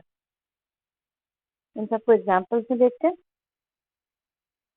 Okay, now this is a string demo, ठीक है, जिसमें स्ट्रिंग को और स्ट्रिंग के मेथड्स को हम थोड़ा सा एक्सप्लोर करते हैं। नंबर 1, स्ट्रिंग क्रिएट करने का नया तरीका, ठीक है। पहले आपने स्ट्रिंग क्रिएट किया था इस तरीके से, जो कि नीचे डिफाइंड हुआ है, string s2 is equal two is not that difficult, ठीक है। ये वे भी अवेलेबल है क्योंकि स्ट्रिंग एक ऑब्जेक्ट है, तो हम कंस्ट्रक्टर यूज करके भी स्ट्रिंग क्रिएट कर सकते हैं, ठीक है। तो कंस्ट्रक्टर कैसे यूज किया जाता है, स्ट्रिंग आपने क्लास का नाम दिया, उसके बाद आपने s1 दिया, ठीक है, न्यू स्ट्रिंग, ठीक है, ये कंस्ट्रक्टर है। इन्वर्टेड कॉमास के अंदर आप बता देते हो कि इसकी जो स्ट्रिंग होगा उसकी वैल्यू क्या होगी। तो ये s1 क्रिएट करेगा और s1 के अंदर स्ट्रिंग की वैल्यू क्या चली जाएगी, ऊप इन जावा और स्पेस। फिर हमने क्या किया, system dot out dot println s1 is और s1 को प्रिंट करवाया। देन हमने s2 क्रिएट किया उस तरीके से जैसे हम पहले क्रिएट कर रहे थे। String s2 is equal to inverted commas के अंदर आप कोई भी मैसेज प्रिंट करवा सकते हो, is not that difficult. And then s2 is और s2 की वैल्यू जो है वो प्रिंट करवाई। देन हमने s3 क्रिएट किया, ठीक है, और s3 में एक ऑपरेशन जो है वो परफॉर्म करवाया है s1 प्लस s2। जैसे पिछले मैंने सिंपल डेट क्लास के अंदर भी दिखाया कि आप प्लस ऑपरेटर यूज करके नॉर्मल प्रिंटलन से बाहर भी आप प्लस ऑपरेटर के थ्रू दो स्ट्रिंग्स को आपस में ज्वाइन कर सकते हो। तो हमने डेट फॉर्मेट में यही किया था कि हम एक वेरिएबल के साथ स्लैश ज्वाइन करके, फिर दूसरा मंथ के साथ स्लैश ज्वाइन करके, फिर ईयर्स के साथ ज्वाइन कर रहे थे, तो बेसिकली स्ट्रिंग ही था। तो अगर आप s1 प्लस s2 करते हो तो क्या करेगा, एक स्ट्रिंग को दूसरे स्ट्रिंग के साथ ज्वाइन करके एक नया स्ट्रिंग क्रिएट कर देगा। मीन्स हमारा open Java is not that difficult, एक ही सेंटेंस बन जाएगा और s3 के अंदर जो है वो कॉपी हो जाएगा। तो यहाँ हमने एक मैसेज प्रिंट करवाया s1 प्लस s2 रिटर्न के, इन दोनों को जब हम ऐड करेंगे तो हमें क्या मिलेगा, s3 मिलेगा। s3 को हमने यहाँ पे प्रिंट करवा के देखा है, लेकिन साथ में हमने s1 और s2 को भी प्रिंट करवाया कि s1 और s2 की वैल्यू नहीं चेंज हो रही, सिर्फ क्या हो रहा है, s3 की वैल्यू चेंज हो रही है, वो एक नया स्ट्रिंग जो है वो क्रिएट हो रहा है। देन एक स्ट्रिंग क्रिएट किया ग्रीटिंग 1 और उसके अंदर हमने स्टोर कर दिया हाय।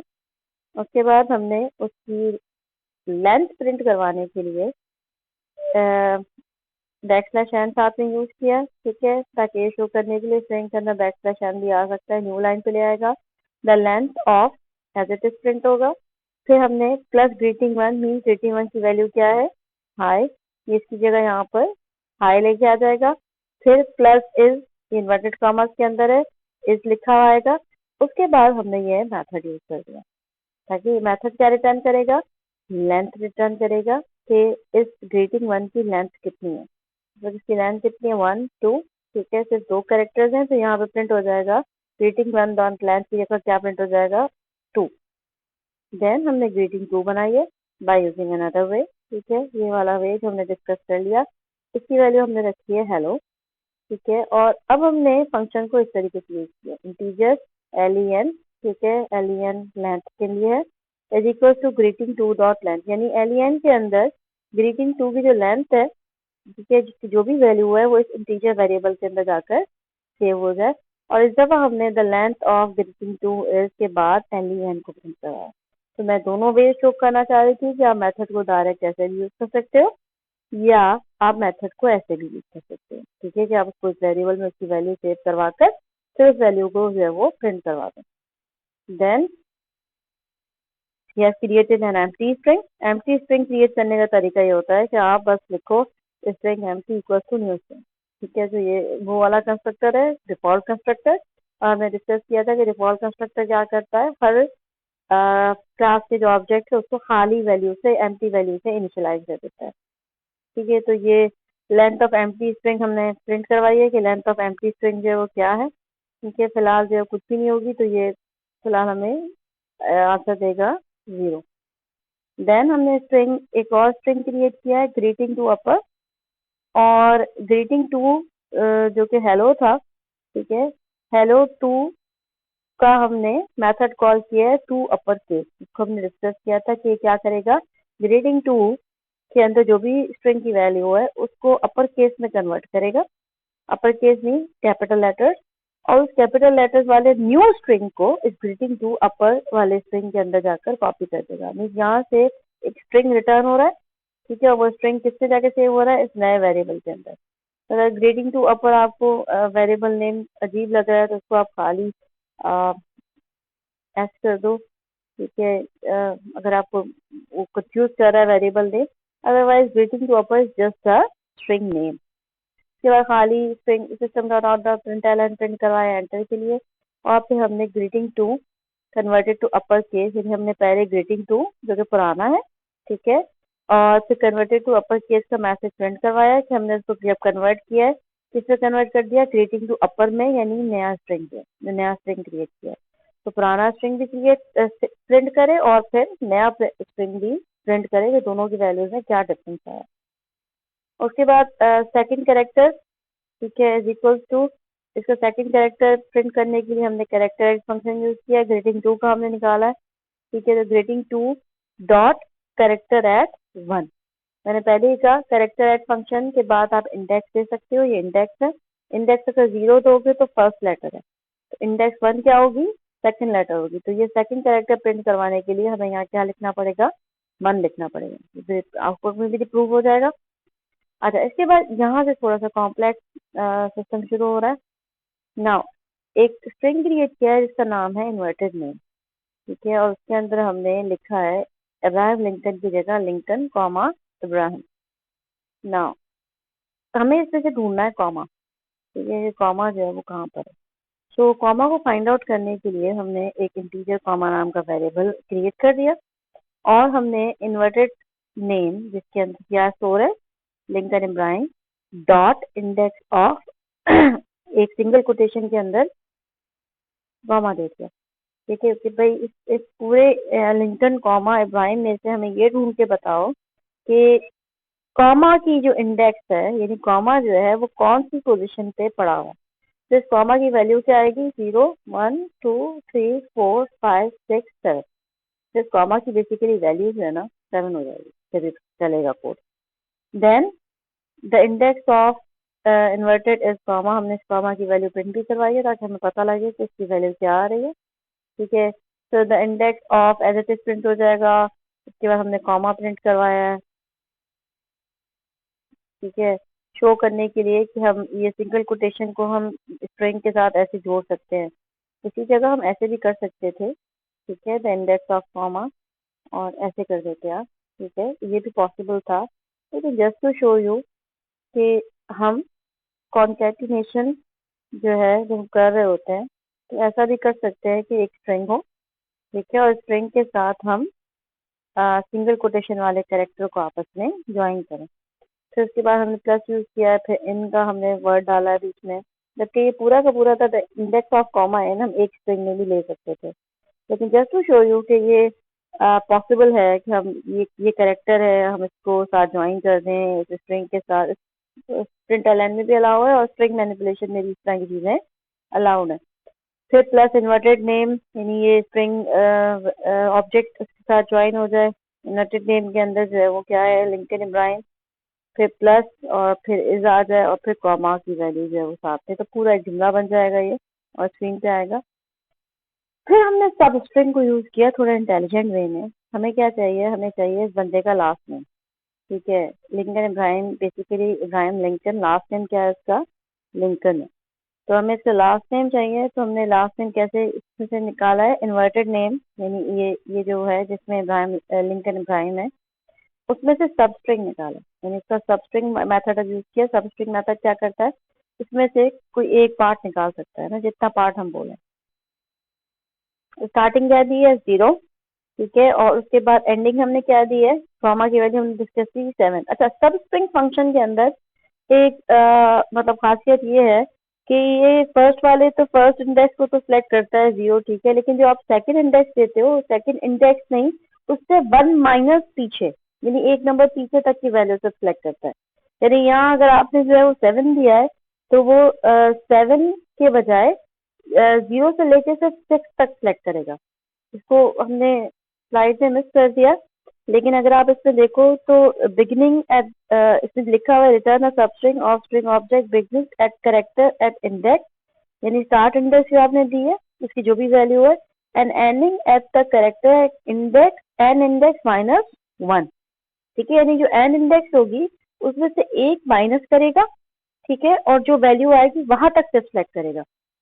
तो इसलिए 0 से कॉमा तक नहीं, कॉमा की वैल्यू 7 है तो ये 0 से 7 तक ही सिलेक्ट करेगा, ये 0 1 2 3 4 5 6, सिर्फ लिंकन जो है वो निकाल कर बाहर ले आएगा। तो सबस्ट्रिंग फंक्शन में आपको ये पता होना चाहिए कि इनिशियल फर्स्ट इंडेक्स तो आप वही देते हो जहां से आपने स्टार्ट करना है, लेकिन एंड इंडेक्स आप वो देते हो जहां से एक नंबर पीछे तक की वैल्यूज आपको चाहिए होती है, ठीक है। तो हमने यहाँ कॉमा सेलेक्ट किया, लेकिन ये उठाएगा क्या, पूरा सिर्फ लिंकन उठाएगा।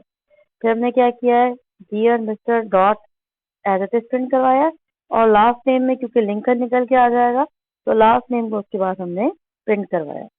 अब इस प्रोग्राम को रन करते हैं। रन करने के लिए क्योंकि इसके अंदर डिफरेंट क्लासेस नहीं है, एक ही क्लास मौजूद है, आप अगेन वो वाला सिंटैक्स यूज कर सकते हो, Java string demo dot Java, directly enter करो, ठीक है। नाउ एक एक करके उसने इनिशियलाइज किया, पहले S1 की वैल्यू, ठीक है, फिर S2 की वैल्यू, S1 की वैल्यू थी ओपन जावा, S2 की वैल्यू थी नॉट दैट डिफिकल्ट। फिर हमने किया था S1 प्लस S2, तो उसने S1 को S2 को दोनों को ऐड करके S3 बनाया था, which is open Java is not that difficult. साथ में ये बताया था कि S1 की वैल्यू चेंज नहीं हुई और S2 की वैल्यू भी चेंज नहीं हुई, सेम ही है। फिर हमने द लेंथ ऑफ ग्रीटिंग 1 निकाली थी, ग्रीटिंग 1 की वैल्यू हाई थी और उसकी लेंथ क्या आ रही है 2। उसके बाद हमने ग्रीटिंग 2 बनाई थी हेलो, और लेंथ ऑफ ग्रीटिंग 2 प्रिंट करवाई थी विच इज 5।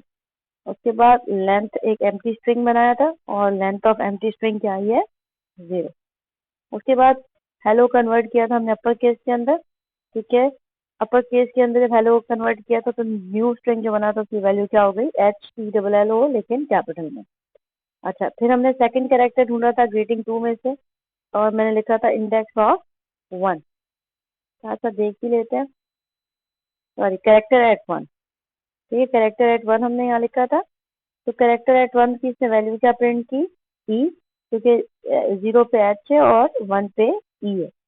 उसके बाद index of comma in Lincoln Ibrahim is 7, उसकी इंडेक्स हमने प्रिंट करवाई थी वो 7 है, लेकिन हमने जो सब स्ट्रिंग निकाला 0 से कॉमा तक, ठीक है, जिसके अंदर जो जो हमने लास्ट नेम में सेव करवाया तो इसने लास्ट नेम में क्या निकाल लिया, सिर्फ लिंकन, क्योंकि हमने इसको कहा था कि 0 इंडेक्स से लेकर कॉमा तक तो वो करे, लेकिन उसने कॉमा को सिलेक्ट नहीं किया, कॉमा -1 तक जितने भी लेटर्स थे उनको सेलेक्ट करके स्क्रीन पे प्रिंट कर दिया। तो this is a for example. इसके अलावा भी स्ट्रिंग पे आपको बहुत सारे मेथड्स और मिलेंगे, बहुत सारे मैनिपुलेशन मेथड्स और मिलेंगे जो आप सर्च कर सकते हो, ठीक है, उन पे काम कर सकते हो, उसको प्रैक्टिस कर सकते हो। अगर टाइम फॉर एक्सरसाइज, सीख की भी एक एक्सरसाइज है, ठीक है। एक्सरसाइज में आपने करना ये है कि आपको अब जिस तरीके से पहले मैंने पॉप क्लास डिमॉन्स्ट्रेट की पूरी, फिर मैंने एक सिंपल डेट क्लास डिमॉन्स्ट्रेट की, इसी तरीके से आप अब अपनी क्लास बनाओगे, ठीक है। इस क्लास के अंदर आपके पास 2 एट्रीब्यूट्स होने चाहिए, यानी 2 फील्ड होनी चाहिए, यानी 2 डेटा आइटम्स होने चाहिए, यानी 2 इंस्टेंस वेरिएबल होने चाहिए। एक है कोर्स नेम और एक है लेटर ग्रेड, ठीक है, कि ग्रेड क्या, ठीक है। तो कोर्स नेम जो है उसमें वो स्ट्रिंग होगा ऑब्वियसली, ठीक है, और लेटर ग्रेड जो है वो कैरेक्टर होगा। उसके बाद आपको एक कंस्ट्रक्टर बनाना है, ठीक है। कंस्ट्रक्टर जो है वो कोर्स नेम और लेटर ग्रेड के अंदर मेथड, जो आपका कंस्ट्रक्टर है वो कोर्स नेम और लेटर ग्रेड के अंदर वैल्यूज दे सके। तो आप पैरामीटराइज कंस्ट्रक्टर बनाओगे, ठीक है, ताकि कोर्स नेम की और लेटर ग्रेड की वैल्यू मेन में आप दे सको उससे।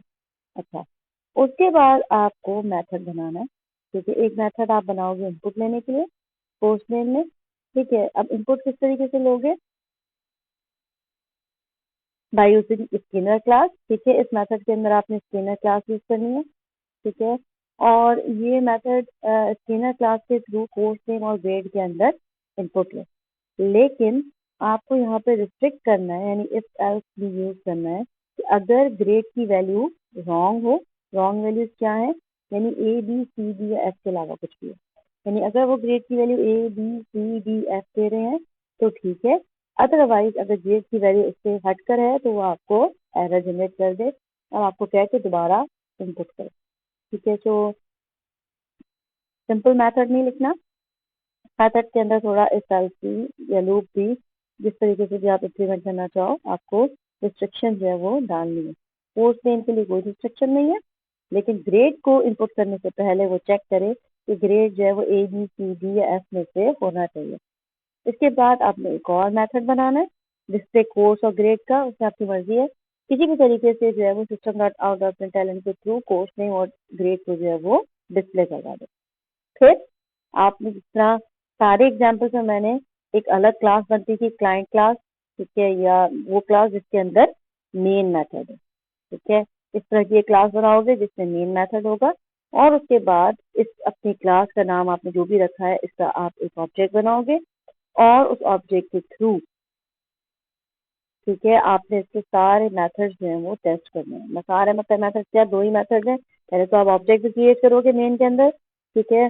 उसके बाद जो है वो एक इनपुट लेने वाला जो मेथड है उसको कॉल करवाओगे, और उसके बाद जो आउटपुट लेने वाला मेथड है वो कॉल करवाओगे। तो बेसिकली आपके जो मेन है उसका कोड स्ट्रिंग और ERG के बाद सिर्फ 3 लाइन होनी चाहिए, ठीक है। सिर्फ 3 लाइन, एक लाइन में ऑब्जेक्ट क्रिएट हुआ, नंबर 2 सेकंड लाइन में मेथड कॉल हुआ इनपुट लेने वाला, नंबर 3 थर्ड लाइन में मेथड कॉल हुआ डिस्प्ले करवाने वाला। बाकी मेन में और कुछ नहीं आएगा, ये सिर्फ 3 लाइन आएंगी, ठीक है। बाकी सारा कोड आपने अपनी क्लास में लिखना है, इस क्लास के अंदर ही सारा कोड होना चाहिए, ठीक है। बिल्कुल उसी तरीके से जैसे हमारी सिंपल डेट के अंदर सारा कोड था, हमने सिर्फ उन मेथड्स को यूज किया था। उससे तो खैर मेथड्स बहुत सारे थे, लेकिन आपको मैंने सिर्फ 2 वेरिएबल्स का कहा है, यानी 2 इंस्टेंस वेरिएबल्स का कहा है, एक स्ट्रिंग होगा और एक कैरेक्टर होगा। उसके बाद मैंने आपको एक कंस्ट्रक्टर का कहा है, एक कंस्ट्रक्टर जो इन दोनों की वैल्यूज अपने पास ले सके, ठीक है। देन मैंने एक इनपुट मेथड का कहा है जिसके अंदर स्कैनर क्लास यूज करोगे और स्कैनर क्लास के थ्रू इनपुट लोगे। तो स्कैनर क्लास को इम्पोर्ट करने के लिए क्लास बनाने से पहले, ठीक है, स्टार्टिंग में इम्पोर्ट की कमांड अपनी लिख लेना, ठीक है। उसके बाद इस मेथड के अंदर, इस मेथड का नाम आपकी मर्जी कुछ भी रखो, इसके अंदर आपने स्कैनर क्लास के थ्रू कोर्स नेम और ग्रेड का वैल्यू जो है वो इनपुट लेनी है। लेकिन जब ग्रेड की वैल्यू इनपुट ले तब उसको रिस्ट्रिक्ट करे, ठीक है, एंड उस वक्त जो है वो आपको कहे कि ये वैल्यूज जो है वो ए बी सी डी और एफ के बीच में होनी चाहिए। और फिर सेकंड मेथड जो बताओगे वो सिर्फ कोर्स नेम और ग्रेड को प्रिंट कर रहा होगा। देन आपने सिर्फ एक मेन के अंदर 3 लाइन लिखनी है, एक ऑब्जेक्ट क्रिएट करना है, ठीक है, उसके अंदर उसका आपने पहला मेथड कॉल करना है, दूसरा मेथड कॉल करना है एंड अच्छा। Okay, so this is the end of the lecture. अल्लाह हाफिज़।